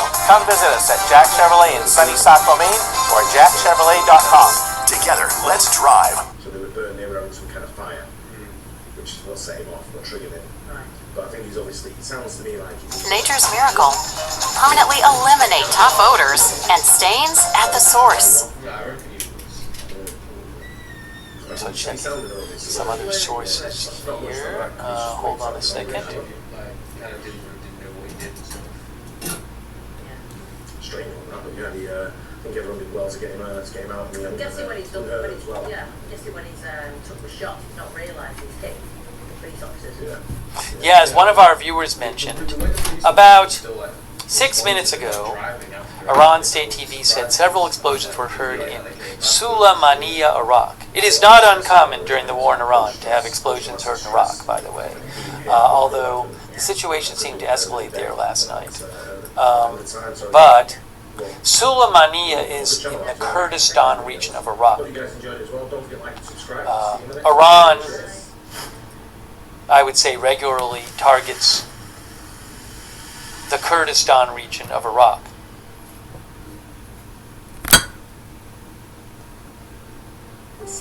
We can talk more about that in a little bit.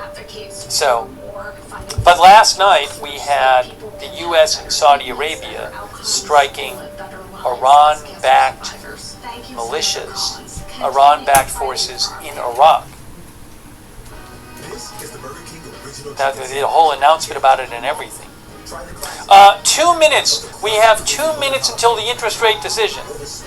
2 minutes until the interest rate decision. All right, really quick. I don't even have time to post this everywhere. Will Fed raise rates? Yes or no? Flash poll on YouTube. I'm not going to have time to post it on Facebook right now. I'm going to quickly post it on. It's going to be like a 30-second poll. Minnesota Department for a domestic assault and protection order violation. A woman reported being attacked by Nathan and Lucas Heiberg while 2 young children. Will the Fed raise rates? Yes or no? And really quick poll graphic. Really quick. You got to think quick about the poll. Think quick. Yes or no? Okay. Flash poll before we get the actual result. Okay, I'm back to me. Now I get a why isn't YouTube is acting all strange. Hold on, I gotta open up the YouTube chat again. It was acting all strange. Now I can't even show it. Oh no. I have like 15 seconds to show the poll results.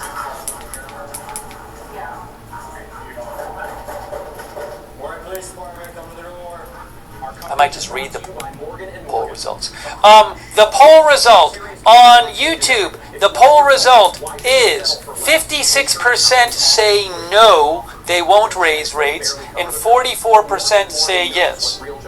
Okay? And I'm just going to tell you, on Twitch, the poll is, right now on Twitch, 60% say no on Twitch, and 39% say yes. That was our flash poll. We have 25 seconds. All right, I got to end the poll now. I got to end it now. All right, so let me go to the Fed site. We're going to wait right now. It's time to look at the Fed site. In 10 seconds, they should post something. Will they? Basically, they'll either hold the same or they'll raise rates. See, it says July there. I'm refreshing. It should be out now, any time now, because the clock is now there. It should be out any moment now. Let me turn off the clock. I'm refreshing. Refresh. There it is. There it is. HTML. Rates the same. Maintain target range. Fed keeps rates the same. The committee decided to maintain the target range for the federal funds rate at 3.5 to 3.75% by a 9-3 vote. A 9-3 vote to maintain the rates. So Fed keeps the rates the same by a 9-3 vote. Economic activity is expanding at a solid pace despite elevated uncertainty that owes in part to the conflict in the Middle East. Productivity growth and capital investment are strong. Job gains have kept pace with the workforce, and the unemployment rate has changed little, which sounds to me like they're not saying they feel like they really have to strongly push the job market by lowering rates. Inflation remains elevated relative to the committee's 2% goal, in part reflecting supply shocks that have driven price increases in certain sectors, including energy. The committee will deliver price stability. Voting against the monetary policy action were Beth M. Hammock, Neil Kashkari, and Lori K. Logan, who preferred to raise rates by 1/4 point. Okay. So, here we go.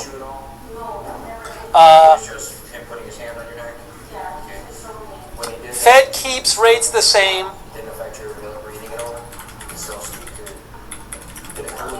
By a 9-3 vote.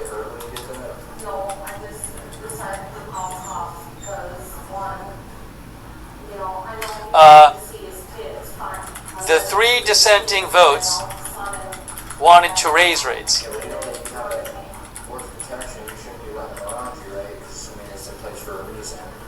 Is there any weapons inside of the apartment? No weapons. Other than like kitchen knives? Yeah. Okay. Mom, they're not going to bust the door down, I don't think. Are you guys gonna? There you go. Okay, now, so that's the breaking news. Again, Fed keeps rates the same. It's a 9-3. I have to see what the experts say about the fact that it was a 9-3 vote and 3 people wanted to raise the rates. 3 of the 12 on the FOMC. Why don't you see if you can get hold of your landlord and see if they can get a key to order? Can you do that for me? Oh, people are mentioning the Dow, the stock market. Hold on a second here.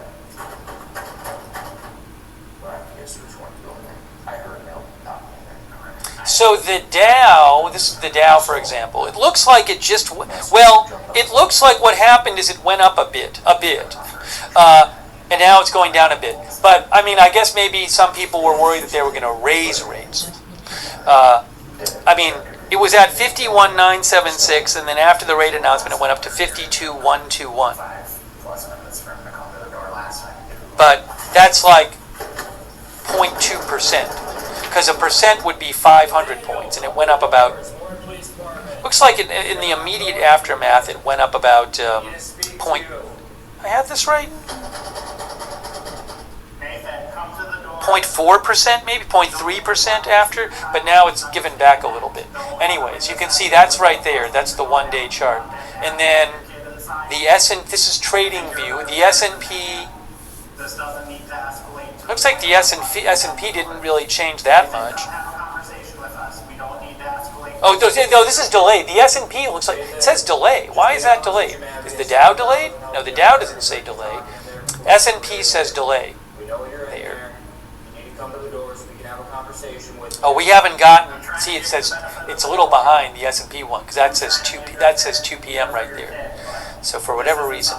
I don't know if this one, oh, I think this is a different way to track it. This OANDA one.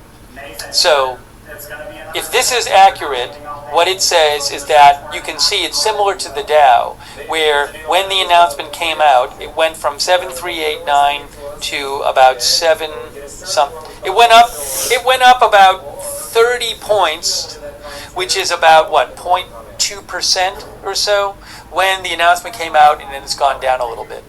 And then the NASDAQ, this isn't the official one, but that's so again, it looks like the NASDAQ indexes, from my amateur eye here on TradingView, it looks like when that announcement came out, there was a bit of a bump for NASDAQ and the S&P and Dow. I'm guessing because there was so much uncertainty and some people thought they might raise the rates, but you can see that, like here, it looks like on these indexes, those gains have already, some of them have dropped. Okay. Regarding oil, again, oil is it's about 88 right now, and it has gone up since yesterday. At noon yesterday, oil Brent was roughly 81, and now it's roughly 88.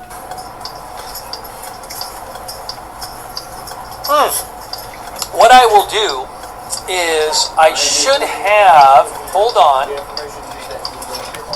I'm going to get up the Fed press conference. We should, the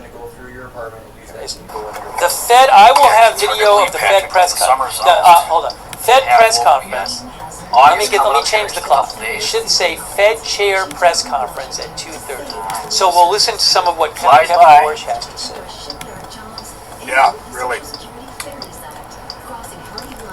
So, when does the fair start? The 26th? I think it starts, I'm going to look here in a second, but it starts later because Labor Day is also later. So, I remember last year it was like around the 24th of August. You were right.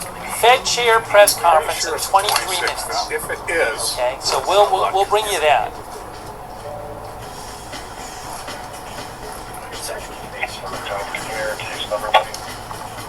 All right, the countdown is 2275, case number 0. August 27th, so 28 days, 17 hours, and 52 minutes. And then Labor Day is the 7th of September. Perfect. Who else is supposed to be in home? August 27th. Labor Day falling on the 7th. So again, the Fed has held interest rates steady. There was a 9-3 vote on the Fed Open Market Committee, I think it's called, FOMC, and 3 people on of the 12 wanted to raise rates. Daniel, open the door. Daniel, open the door. I should say, hold on, let me just give you something else here, some other information.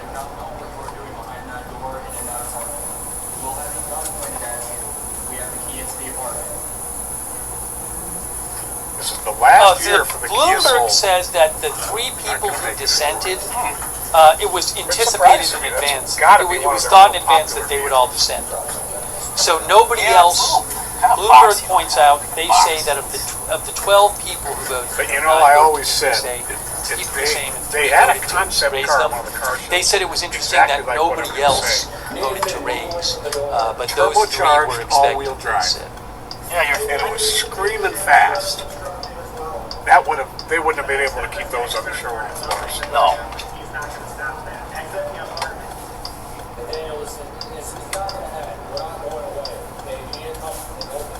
Also, I will say, Bloomberg says that Kevin Warsh, the Fed chair, well, we're just checking who was known in the past as inflation as somebody who really wanted to keep inflation down.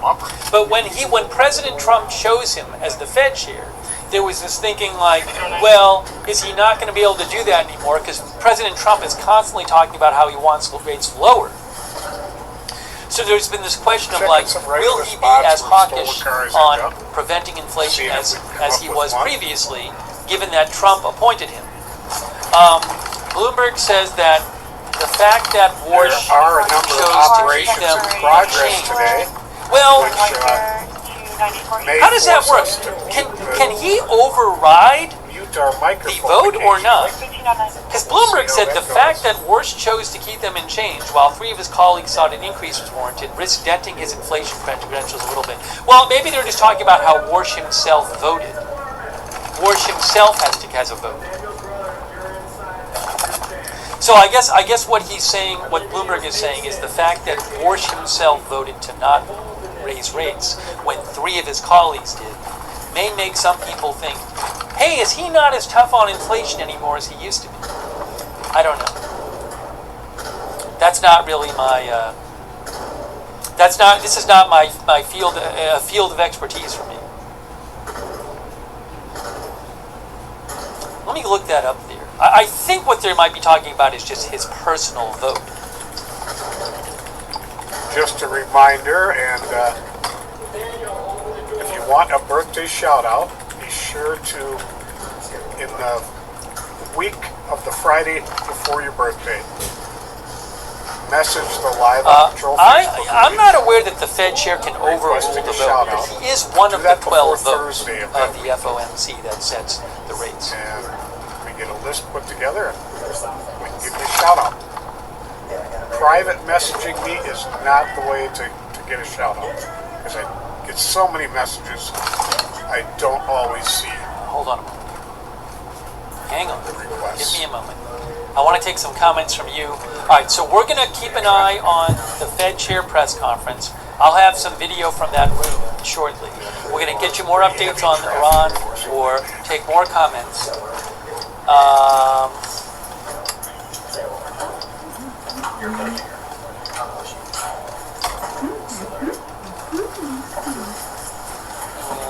And our viewer TYS says too much going on in the world.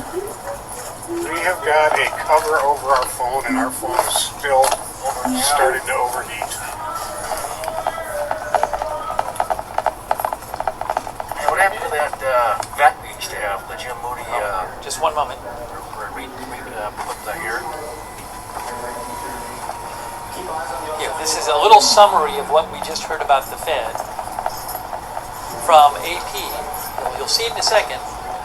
Federal Reserve policymakers vote 9-3 to leave key rate unchanged despite high prices for now. The Federal Reserve has left its key interest rate unchanged Wednesday despite persistently high inflation and a spike in energy prices caused by the Iran war. The Fed's rate-setting committee reached the 9-3 decision after 2 days of deliberations, marking the fifth straight meeting at which the benchmark rate was you're going to have to put up with some dissenting in favor of a quarter-point interest rate hike for Ben Hammock, president of Bank of Cleveland, Neil Kashkari, president of the Minneapolis Fed, and Lori Logan, president of the Dallas Fed.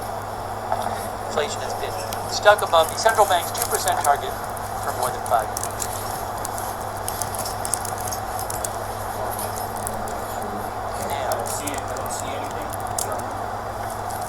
Our viewer Gary Aggie says, time to make another peace deal today. If you haven't heard, there was a drone attack at an Egypt port today, and a U.S.-owned gas storage tanker was set on fire by the drone attack. And another ship was set on fire by the drone attack.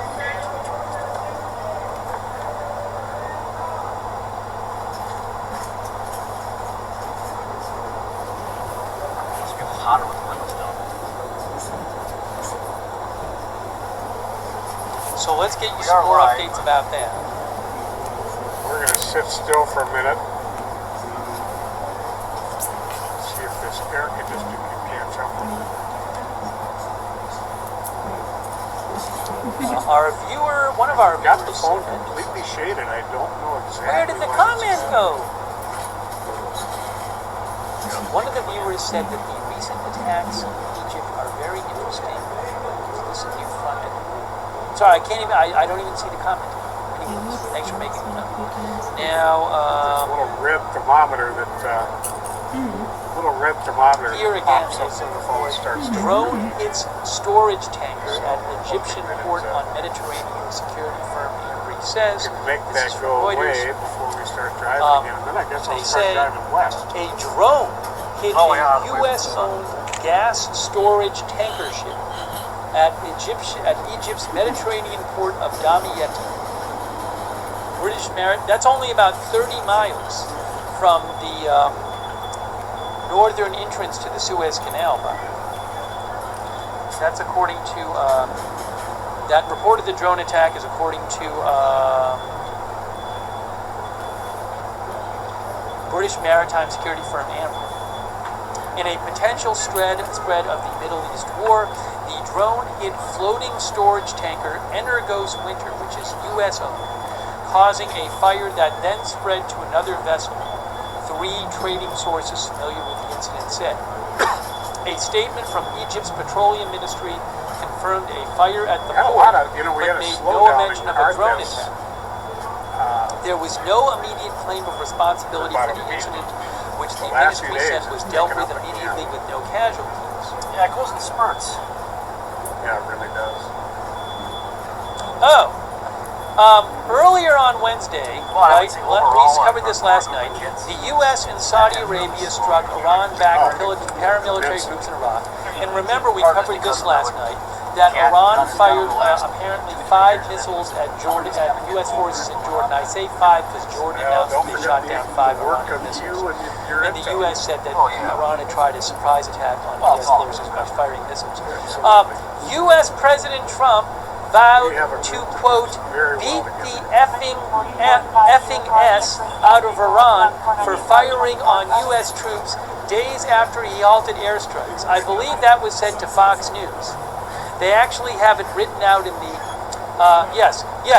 President Fox News quoted Trump as saying, we'll be hitting them hard. We're going to beat the effing S out of them. If it does, that's what he said to Fox. Have to cool the phone down.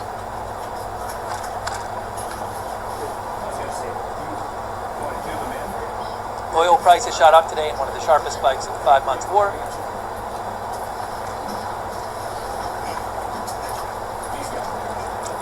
The joint U.S.-Saudi attacks on Iran-backed forces in Iraq in the past day also marked the first time that Saudi Arabia has publicly joined strikes alongside Washington.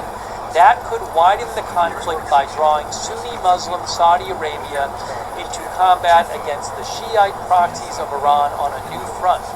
And remember, in recent weeks, there's already been new hostilities between the Iran-backed Houthis in Yemen and Saudi Arabia. Iraq's Popular Mobilization Forces, a powerful Iran-backed paramilitary groups incorporated into the Iraqi security forces, said at least 20 of their members were killed and 32 wounded in U.S.-Saudi strikes targeting several bases across Iraq. That was last night. Iraqi men shouted Shiite sectarian slogans and death to America as they carried the bodies of slain fighters in body bags out of a hospital in Mosul, northern Iraq, footage from Iraq's Al-Ahad television show. Washington and Riyadh said they had struck the Iran-backed armed groups in Iraq in retaliation for drone attacks on Saudi oil targets launched from Iraq. That was the first major U.S. military action in the Middle East since last Friday, when President Trump abruptly suspended an intensive bombing campaign after 13 days, having been advised by commanders that the strategy had run its course. Though Iran denies its forces have directed strikes from Iraqi territory, Iranian newspaper Hamshari reported that 4 Iranian Revolutionary Guards advisors had been killed in the U.S.-Saudi strikes on Iraq. These strikes on Iraq exposed a dangerous rift in that volatile country. The Shiite-led government is one of the few in the world to balance close military and diplomatic ties with both Iran and the U.S., but those divided loyalties are a constant source of tension and frequent domestic unrest. Wow. The Office of the Prime Minister of Iraq, who took power 2 months ago, urged the parties involved to avoid escalation and said he wanted to keep the country out of regional conflicts. I don't hate anybody. The Iraqi presidency denounced the strikes on paramilitaries as an unacceptable attack and a flagrant violation of Iraq's sovereignty, while also calling for halting drone attacks by armed groups against Iraq's neighbors. Trump told Fox that the U.S. had coordinated with the Iraqi government in launching the attacks. An Iraqi government spokesman did not immediately respond to a request for comment on Trump's assertion that Baghdad had cooperated. Washington has long called on the Baghdad government to crack down on Iran-backed paramilitaries, but efforts to do so in the past have provoked unrest in Iraq. The deep ties between Iran Ottawa and County Iraq, Sheriff's Office says 47-year-old Christopher Korokovich shot and killed his wife Amanda and their 6 children. The fire was intentionally set in several places throughout the house before Christopher shot himself. After today's press conference, questions remain on why he did it and when those murders took place. Captain Jake Sparks began his remarks. Video up on the screen from the Fed. Captain Jake Sparks began his remarks Monday by emphasizing the scope of what happened last week in a quiet Grand Haven There's a neighborhood. lot going on right now, guys. I'm getting the Fed up on the screen for you. Susan Collins broke. Look, it's the Fed. Hold on, I need my headphones. We're going to listen to some of the Fed chair press conference.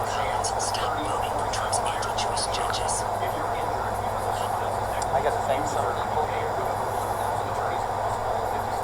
We have volume. So this is at Washington, D.C.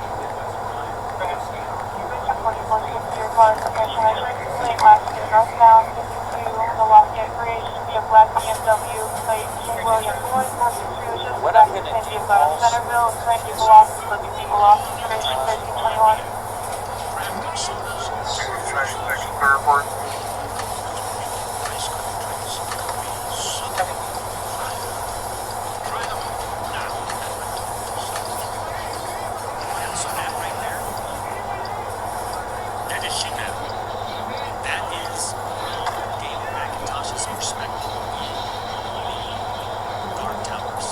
Okay, so we're waiting for the Federal Reserve press conference. So the Fed held rates unchanged, but 3 of the 12 voters wanted to raise the rates. I'm guessing that the Fed Chair Kevin Warsh is going to probably talk about oil prices some and how that affects inflation and whether how that's factoring into their discussion of whether to raise interest rates or not. Hey, by the way, a quick thanks to a couple people here. Thanks so much to Vicky Sawyer. Vicky Sawyer, thanks for your support. Also, thanks so much to Hugs and Stuff for being a member. Thanks to I Am Charlie, so much for your support. I Am Charlie, thank you. Also, let's see here. Thanks so much to our moderator. By the way, John Rocker, our viewer, thinks the war will go on for months. Don't message me, put a comment. Thanks to our moderators. We have Ruth moderating over there on YouTube. We have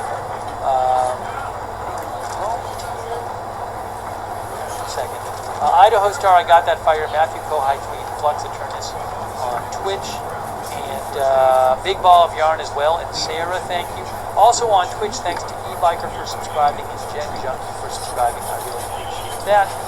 And 1 second. Oh, hold on. Thanks to Kay Lowry Body and Paul Anderson moderating on Facebook, and thanks to Martha Crawford for subscribing over there on Facebook. And also, did I say Andrea Holder, Kay Lowry Body, Paul Anderson, thank you for modding. Linda Larry and Misha on X. We'll bring you the latest updates here on the war in the Middle East. We're also, Well, we're doing the best we can, folks.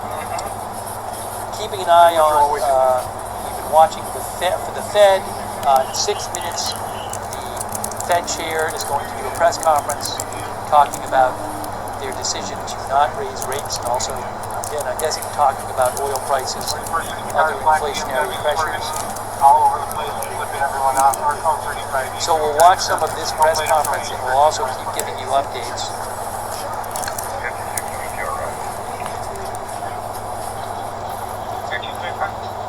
Definitely trying to get more news about the drone attack reported drone attack in Egypt.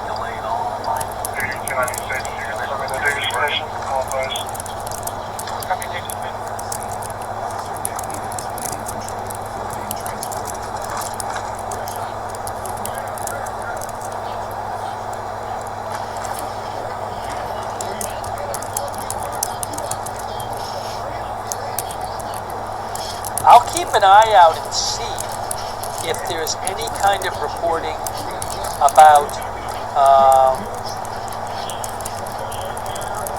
about anyone taking responsibility for that drone attack in Egypt. I have not heard of any kind of report of taking of responsibility. Yep, everybody's saying we're good, so I guess it's just on our end. Yeah, like I said, mine is kept on YouTube. It's working now, but Facebook really wasn't. 5 minutes.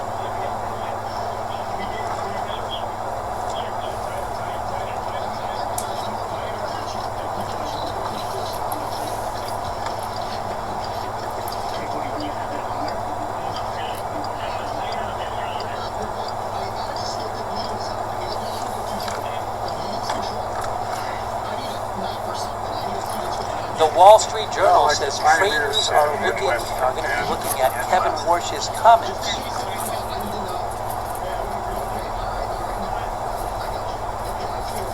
The Wall Street Journal also says that the fact that 3 people of the 12 voted to raise rates shows the Fed is running out of patience with inflation. That's what Goldman Sachs asset management arm wrote to clients, according to the Wall Street Journal.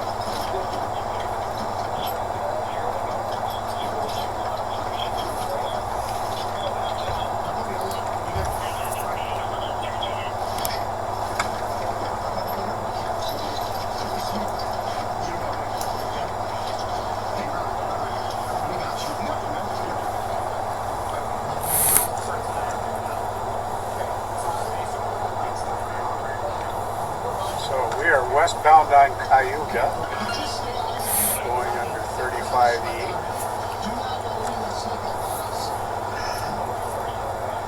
Okay, in about 3 minutes, we're going to hear from the Fed Chair, Kevin Warsh. I'm going to also be checking constantly for updates and giving you updates when I see them.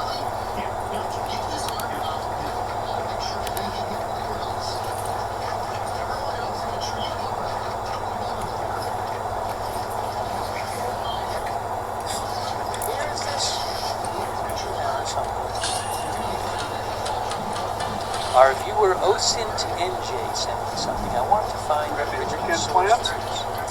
Not really. I don't yet. Tell you what I could do. My house is kind of a mess. I just was on a trip and head back. It was actually messy before I left for the trip. I was gone for 3-4 days, and then so I can do some cleaning. It always feels so good after. It does. It's like you really accomplished something. So that's probably my main thing. Is my house to be tidied up. And I've got a thing when I go on a trip, I do my best to do the stuff around the house before I leave. Right. Because it feels so good to come home to a house that's all in order, you know? Yeah, it was one of those where I flew out of town late after work on Wednesday night. So I didn't feel like doing it the day before, so then I was gone for a few days, and then, but yeah, if I didn't have work, I would have done it before, but it's just, you're right, when you get back, you're like, and then I was too lazy feeling when I got back, so I was just too tired to come up. Plane flight, so. Right. I'm looking at, trying to find. I might have the time period off a little bit, but did you see Ministry of Petroleum where that kid in Ohio, I was sent a post that purports to be the post from him. And I'm He got looking on caught. their site, their social media. He murdered his grandfather, stole his grandfather's car, So and I'd like to a be flock able to camper find these things picked him up in the before car, I can like within a half an hour. I did see confirm that, that it's a And they real were able to thing take him somebody into said. custody I within a just half an don't hour. see it anymore. He'd have been caught eventually, but who knows what he would have It's not done on there. in the in-between. I don't see one. Yeah, there's also been Egypt Ministry of murders, Petroleum. other I murders don't locally see a that I post with on their flock social cameras media that or on have their got web. the suspect vehicle leaving the area. I mean, the number of crimes solved by that technology is phenomenal. I agree that there's a lot of misinformation like anything else. There really is. They don't have facial recognition. Oops. They do Fox not is almost track your as phone. They don't track your No. phone. No. Any moment now, And Fed the chair Kevin information is Moore. only kept for less than 30 days or 30 days. I think it's 30 days. It is not very long. Think about 30 days. That is wiped from the system.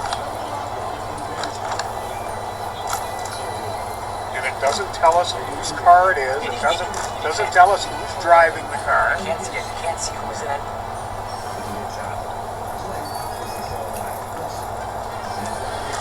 I remember about 15 years ago, cameras. The sheriff was one of the first to put up like cameras. We had a lot of break-ins in the county parks. We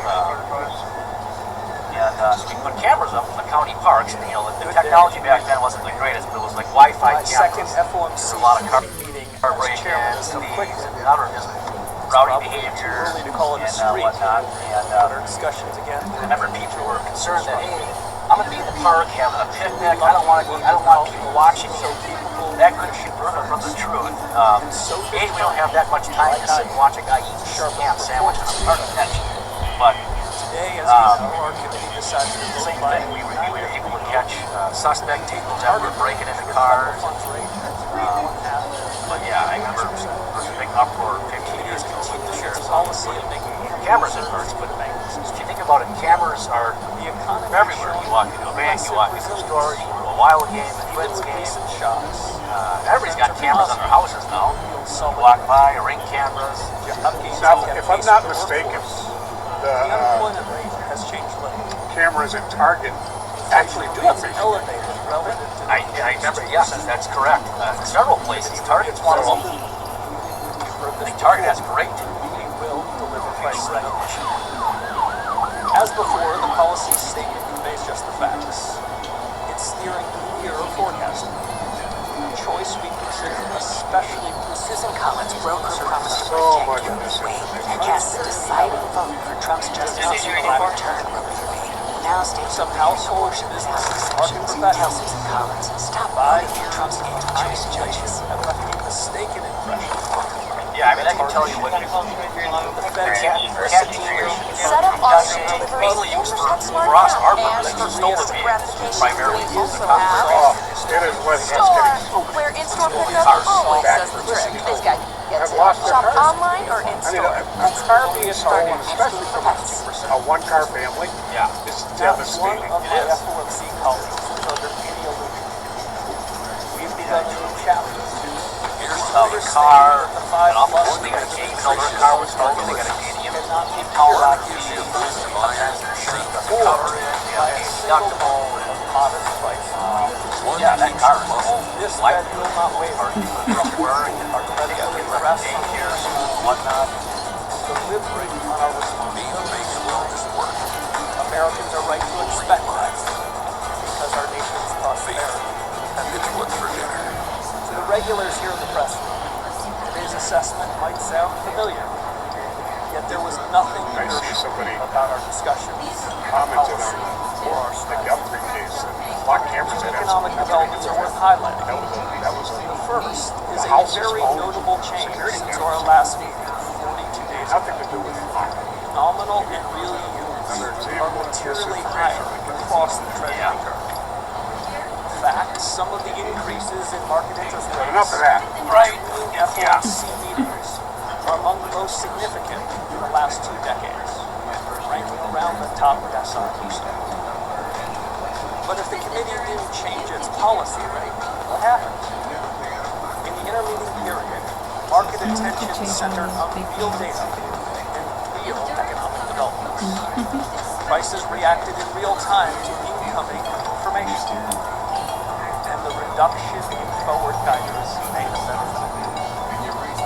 Market participants are learning to play the and market prices will continue to respond to direction and they see fit.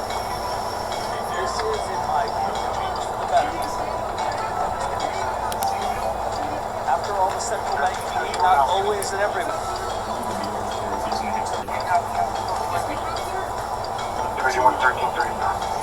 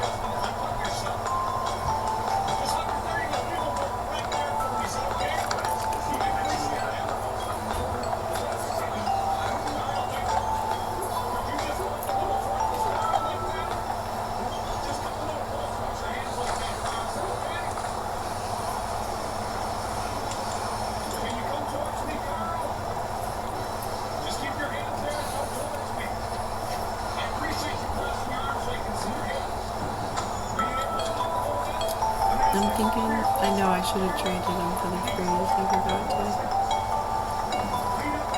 That's okay.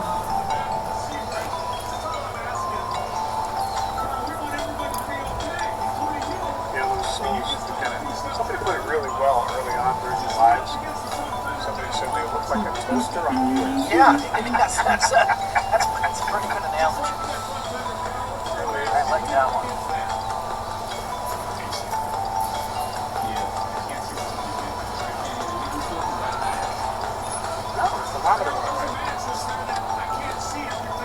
Good.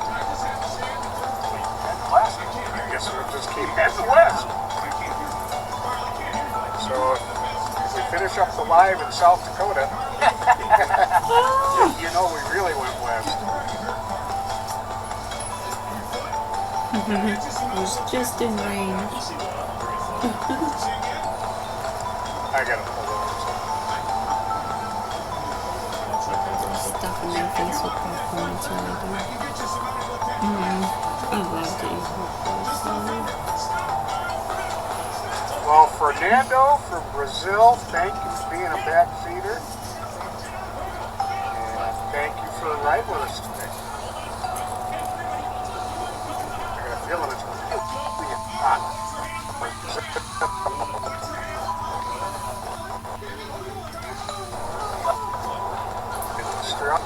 Down under. Always good to see you watching. You kind of have an open invitation from Matt to visit it.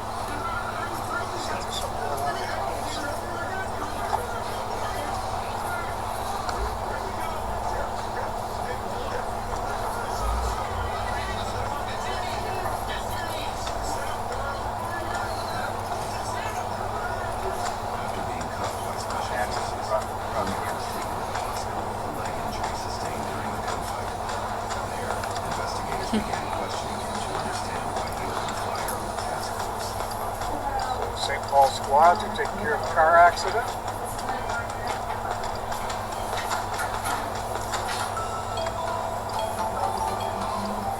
I know what I was trying to figure out why. Yeah, you. Welcome to the Dark Horse Podcast live stream number. Is it going to be 3? No, it actually is. 336. See, I'm Dr. Brett Weinstein. You're Dr. Mr. Miller. 44-5, your car is at 1050 North Gas Highway 13 at Nicollet. News of Toby after his motorcycle accident that we discussed last time. Toby is on the mend, going to be fine. Seems like he does not need surgery on his foot. Still a possibility, but in any case, the boy is nothing if not impressive. Not only is he physically bouncing back and amazing rate, but he is emotionally as well or better than you can possibly imagine. He's quite a guy. So remarkable, and we are so grateful. Thank you for all of the well wishes that we received across many different avenues. It was hard, of course, and we are just full of gratitude. Our department is gone right here. Yes, I started thinking of it not as a terrible motorcycle accident, which it was, but as an excellent motorcycle accident because of how well it turned out relative to what might have been. So there it is. It's quite a relief, and definitely puts things into stark.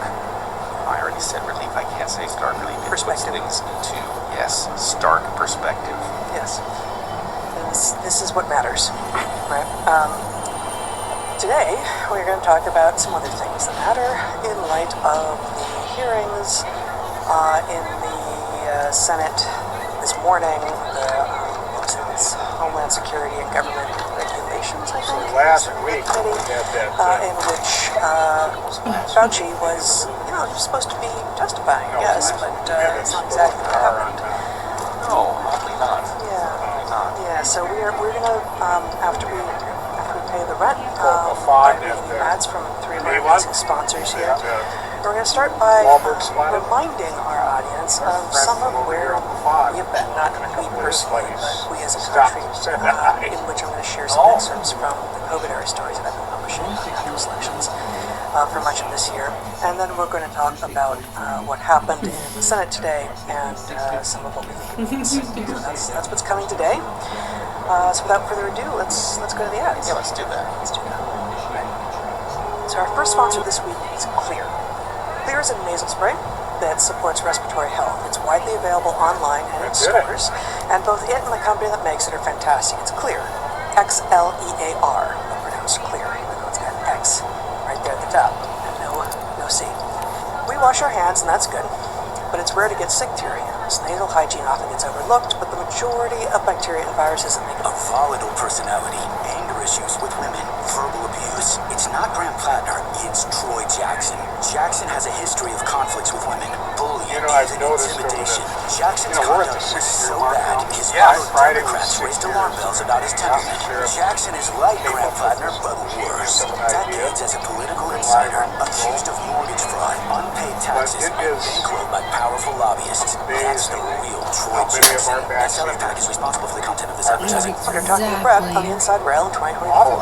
Following here, Lon Jones, osteopath and inventor, we're talking to Brett about how xylitol interacts with respiratory viruses. We recommend those conversations, and we highly recommend Clear as a daily habit and prophylactic against respiratory illnesses.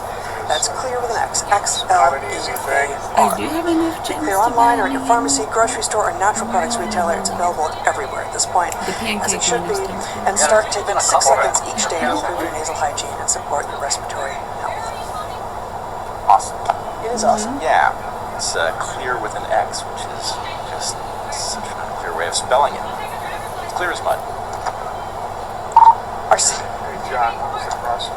Our second sponsor for this episode is Puri, and also a slightly unusual spelling, so I'll just go there first. P-U-O-R-I, Puri. Puri makes a wide array of supplements and powders from vitamin C and magnesium to protein powders. Actually, what I put in here is protein powders. They're not like protein powders, protein powders, but perhaps Tony, who uses the protein powders, maybe feels like this one's protein powders. I'm not quoting. And you were coming from Grandma and Grandpa? Right.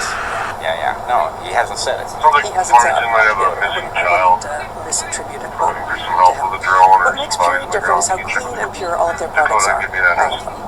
Let's focus on Puri's grass-fed whey protein powder, which was named Best Overall by Vogue US and Cleanest Protein by Wired. Our son Toby, 20 years old, agrees. He's been making protein-rich smoothies for a few years now, but had a hard time finding a protein powder that he liked. Puri's protein powder, he says, is the best of all the ones I've tried. It's smooth going down and full of great whey protein. Puri's grass-fed whey protein powder is not just nutritious, it's clean. A significant fraction of protein powders on the market contain lead, and amounts that are known to be dangerous. In comparison, Puri consistently meets California Prop 65 standards and is Clean Label Project certified. Puri's protein powder also delivers a whopping 21 grams of whey protein to each serving and is free of GMOs, pesticides, and exogenous hormones. Whether you're looking for magnesium or a multivitamin, collagen, or protein powder, you cannot go wrong with Puri. Use code DARKHORSE at puri.com/darkhorse to get 32% off your first Puri grass-fed whey protein order when you start a subscription. In addition, you get a free premium shaker bottle on your first subscription order. Go to Puri, PUORI.com/darkhorse and use the code DARKHORSE at checkout for this limited offer. Maybe Toby's regular ingestion of Puri's protein powder have helped contribute to his incredibly rapid healing. I don't know, but both things are true. It's not hurting him, and although his youth also. I remember healing fast, and man, it's incredible to watch. You can almost hear it. It's true. It's true. All right, our third sponsor today is Marsmen. That's Marsmen spelled with a Q, of course, because all sponsors at Dark Horse have to spell their brand with some letter that shouldn't be there. But actually, it's not spelled with a Q. It's spelled actually more or less as you would imagine, M-A-R-S-M-E-N. Now, what Marsmen is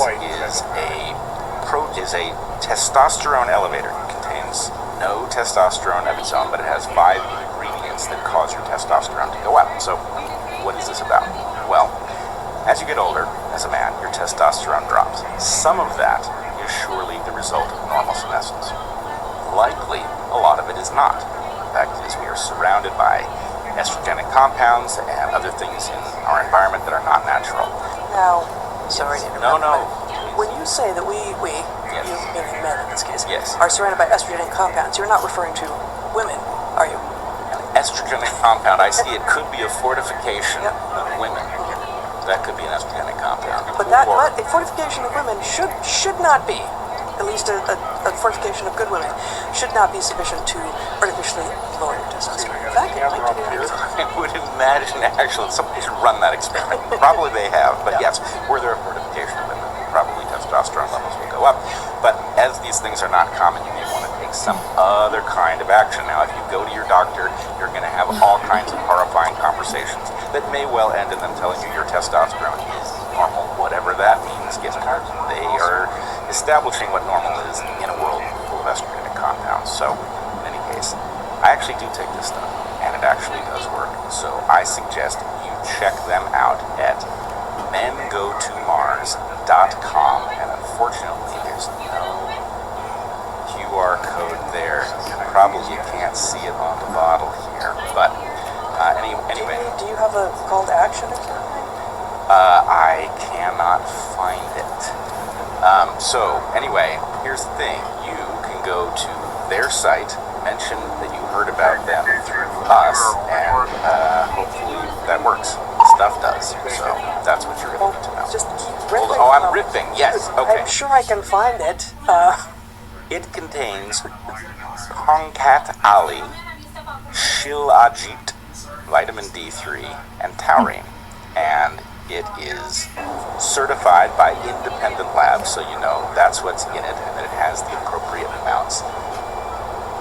I mean, I can read it if you want, but I think I should make it bigger for you. Oh, okay. I'm going to read it. I'm going to read this. Tell you what, in an effort to demonstrate how well it works, I'm going to read it with a rugged voice. Oh, really? I think. Right.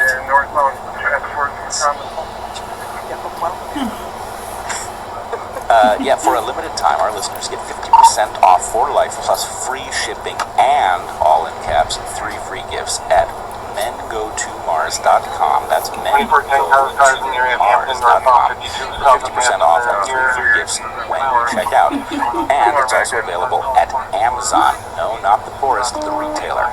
After your purchase, they will ask you where you heard of them. Please support our show and tell them Dark Horse sent you. Alright. Flying by the seat of our pants the way men do. You know what that means? Okay, so I don't know if in it's the old really. days, I like don't imagine the care. early days of aviation. Every time flying. I laugh at something Yeah, that's I'm about just to completely I don't bullshit. care. No, there's a lot of stuff like, This is Because made men by also do that. balls to the I walls. don't You know what care. that means? You've told me that's Put the I'm throttle just all the reading way a forward. post Yes, and it on the was throttle, funny. right. Forget I even said It's a William family show, balls to the walls. balls or walls? Isn't it balls to the wall? What is the matter with you? Balls to the wall. It's just, it was funny that I what remember they were cars saying. See, I'm calling it That's when now. I was a kid. All balls to the walls. That I do not think. Young men plastering themselves. Yes, on I various... do not think that was a reference to aviation. But flying by the seat of your pants. You fly by the seat of your It's a pants cycle. when the tug I of seem the surprised airplane every is time. pulling on your ears. You're in this way. You feel the plane pulling you, but that's giving you feedback. Flying by the seat of your pants means that you are using this visceral information. It reminds me of, I think I may have even read on air, Matthew Crawford's Why We Drive. Yeah. Which is just an extraordinary. Everything he writes is amazing. But he talks specifically about the sort of the red, the analytical, the what does the number say on the speedometer and the screen experience of speed, as opposed to the visceral experience of speed. And he is a motorcyclist and also an avid car guy, but he's mostly talking about motorcycles. And he says, like, it just doesn't compare. Yeah, in fact, I remember you reading a section to me, and it does say something in there. I apologize, Matthew, I'm going to butcher this. You said it very eloquently, but you said that these older kinds of cars that are not so refined let you know that it is your ass hurtling down the road at 75 miles an hour, rather than that it's the abstract experience of a modern fancy car. Anyway, so yeah, same idea. Yeah, flying by the seat of your pants, the visceral experience of speed, and in the case of flying, of moving in all three planes, right? Moving, having both, having tilt and roll and yaw, potentially all at once. Yikes. All right, so we both of us watched some of, did not see all of the Fauci hearing this morning, and wanted to talk about it because this, in some ways this feels like a long time coming, and then it's sort of a letdown, but of course there's no way for a Senate hearing to actually do all of what people would want to have done, regardless. So one of the things I want to do is just place us back in the time of 3, 4, 5, 6 years ago.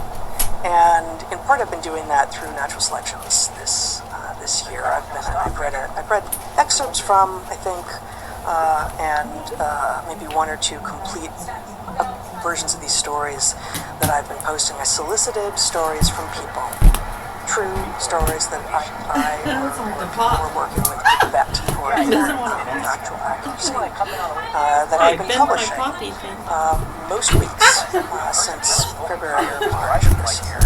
And the response to that has been extraordinary, and many people have said it's to go back and listen. And the response has been so extraordinary that I still have dozens that I haven't even looked at yet, and I had to shut down new submissions in March because they were coming out so fast. So clearly this has struck a nerve, as it should. And so I went back to just share with you some excerpts, and of course most of the best stories are easily excerpted.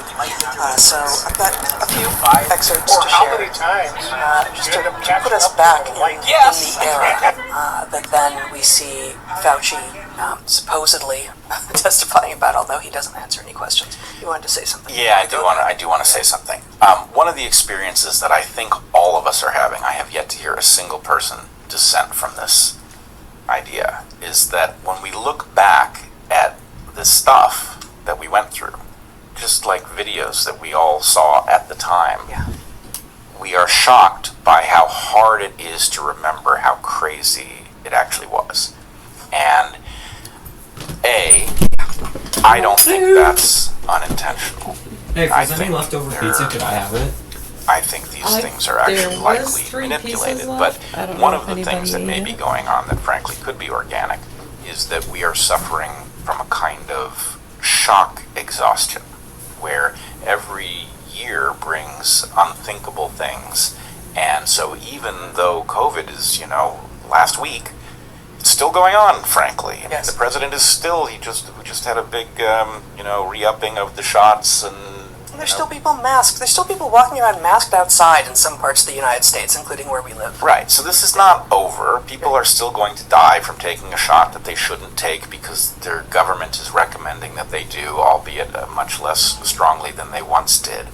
But anyway, it's ongoing, and yet it's very hard to recover the memory of what it was as it's happening. And I think you're doing something totally unique here. You're not just going back to the tweets of the FDA or the, collections of newscasters saying insane things. You're actually picking up stories that people haven't heard, but that represent the kind of experience of being a person having your own personal life turned upside down. And anyway, hugely valuable. And anyway, I'm thrilled that somebody's doing it and that it's you.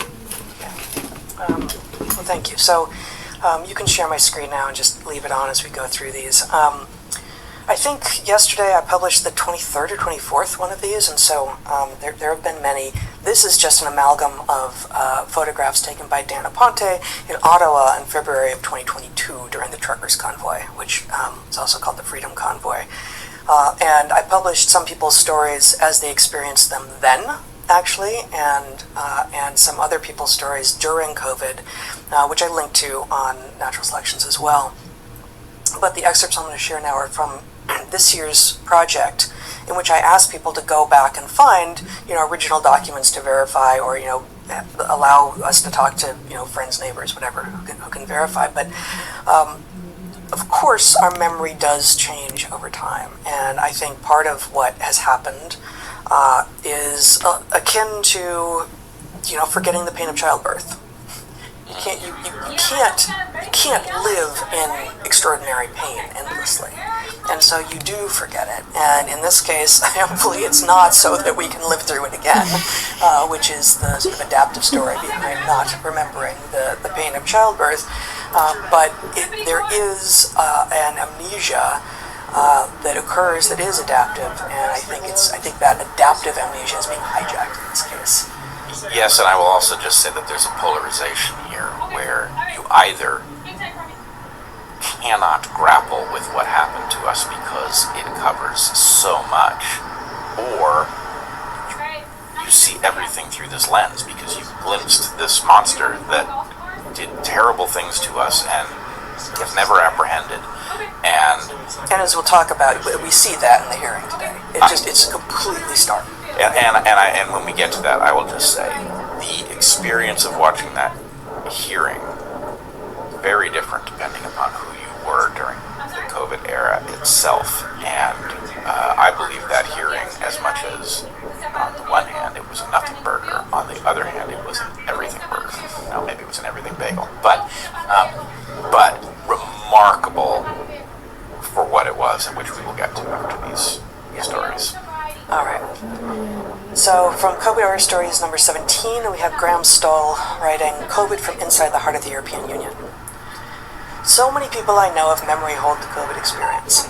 I sometimes bring up details in casual conversation with friends. For example, the absurdity of getting up from a table in a crowded restaurant, putting on a face mask in order to walk to the toilet, then taking the mask off again once reseated. You remember how we all did that? I asked cheekily. Usually I am met with a studied blank stare, one which covers an awkward silence and ends the flow of conversation. I know I've uncovered something buried in their minds, and that thing stings when oxygen touches it.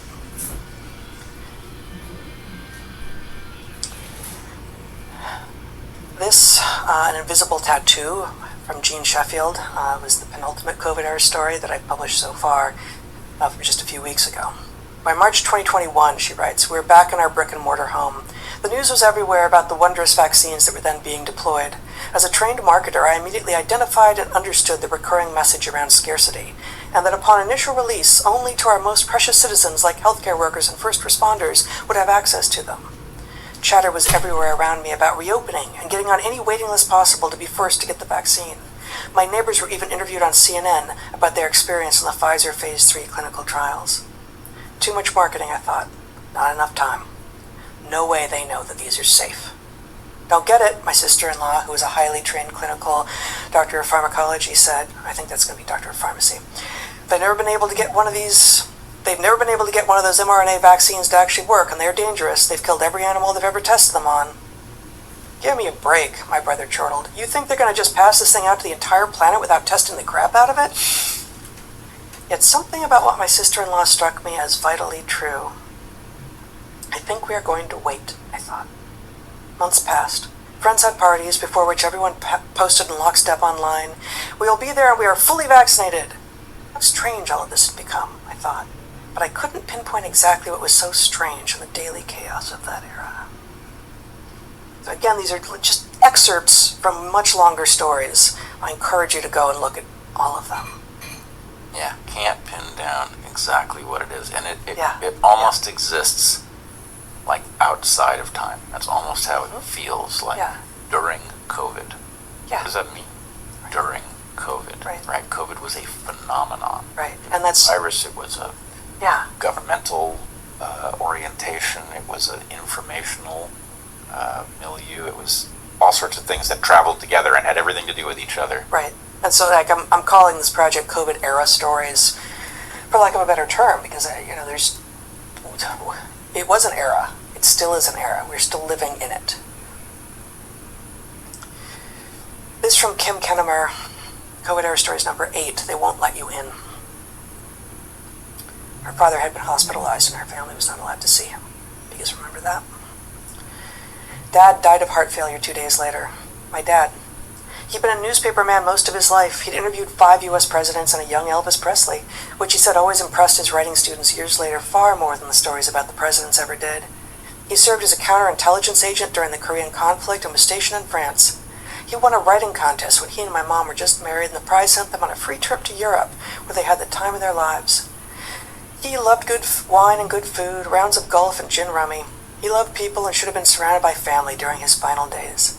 He loved stories, and we should have been sharing many of them with his friends and relatives at a memorial after he was gone. But of course, during COVID, there were no public funerals or memorials. My dad's last days were spent in a morphine haze in a hospital bed devoid of love. He died alone, needlessly, senselessly, heartlessly. And his story is similar to many others, I am sure. Living in Texas, I soon learned that my COVID life was far less restricted than that of many people I know who were living in other bluer states. I think that I took that a bit for granted, but not this. This was just as cruel as any policy in the world.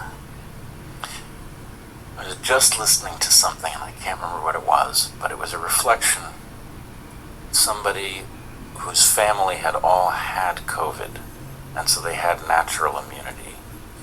I think all 4 of them did, and one of the parents died, and they weren't allowed to visit, even though they were the obvious people. There was no risk. They were past COVID. They weren't going to give it to anybody. We were mocked for believing in the idea of natural immunity. And there's a famous, or was famous, little piece of video of Anthony Fauci as a young doctor, like already a government guy, but a young doctor in his early days talking. I think he literally says something like, well, we all know natural immunity is the best immunity you're ever going to get. Right. A vaccine tries to get to this state, but if you've had the disease, you don't need a vaccine. The one thing that I remember thinking during COVID, when many of us got introduced to Fauci for the first time, and the Wuhan lab, and like all of it, and seeing that clip from him as a young man, the one thing I was thinking was, maybe he knows or suspects that this being a human-made pathogen, it will operate differently in the body. It will trigger the immune system differently, and that natural immunity won't be as powerful. Well, interesting you say that. It's one of the things you said on Bill Maher. And I do not know exactly why it behaved this way. Well, I guess there's a question. The shots trigger IgG4,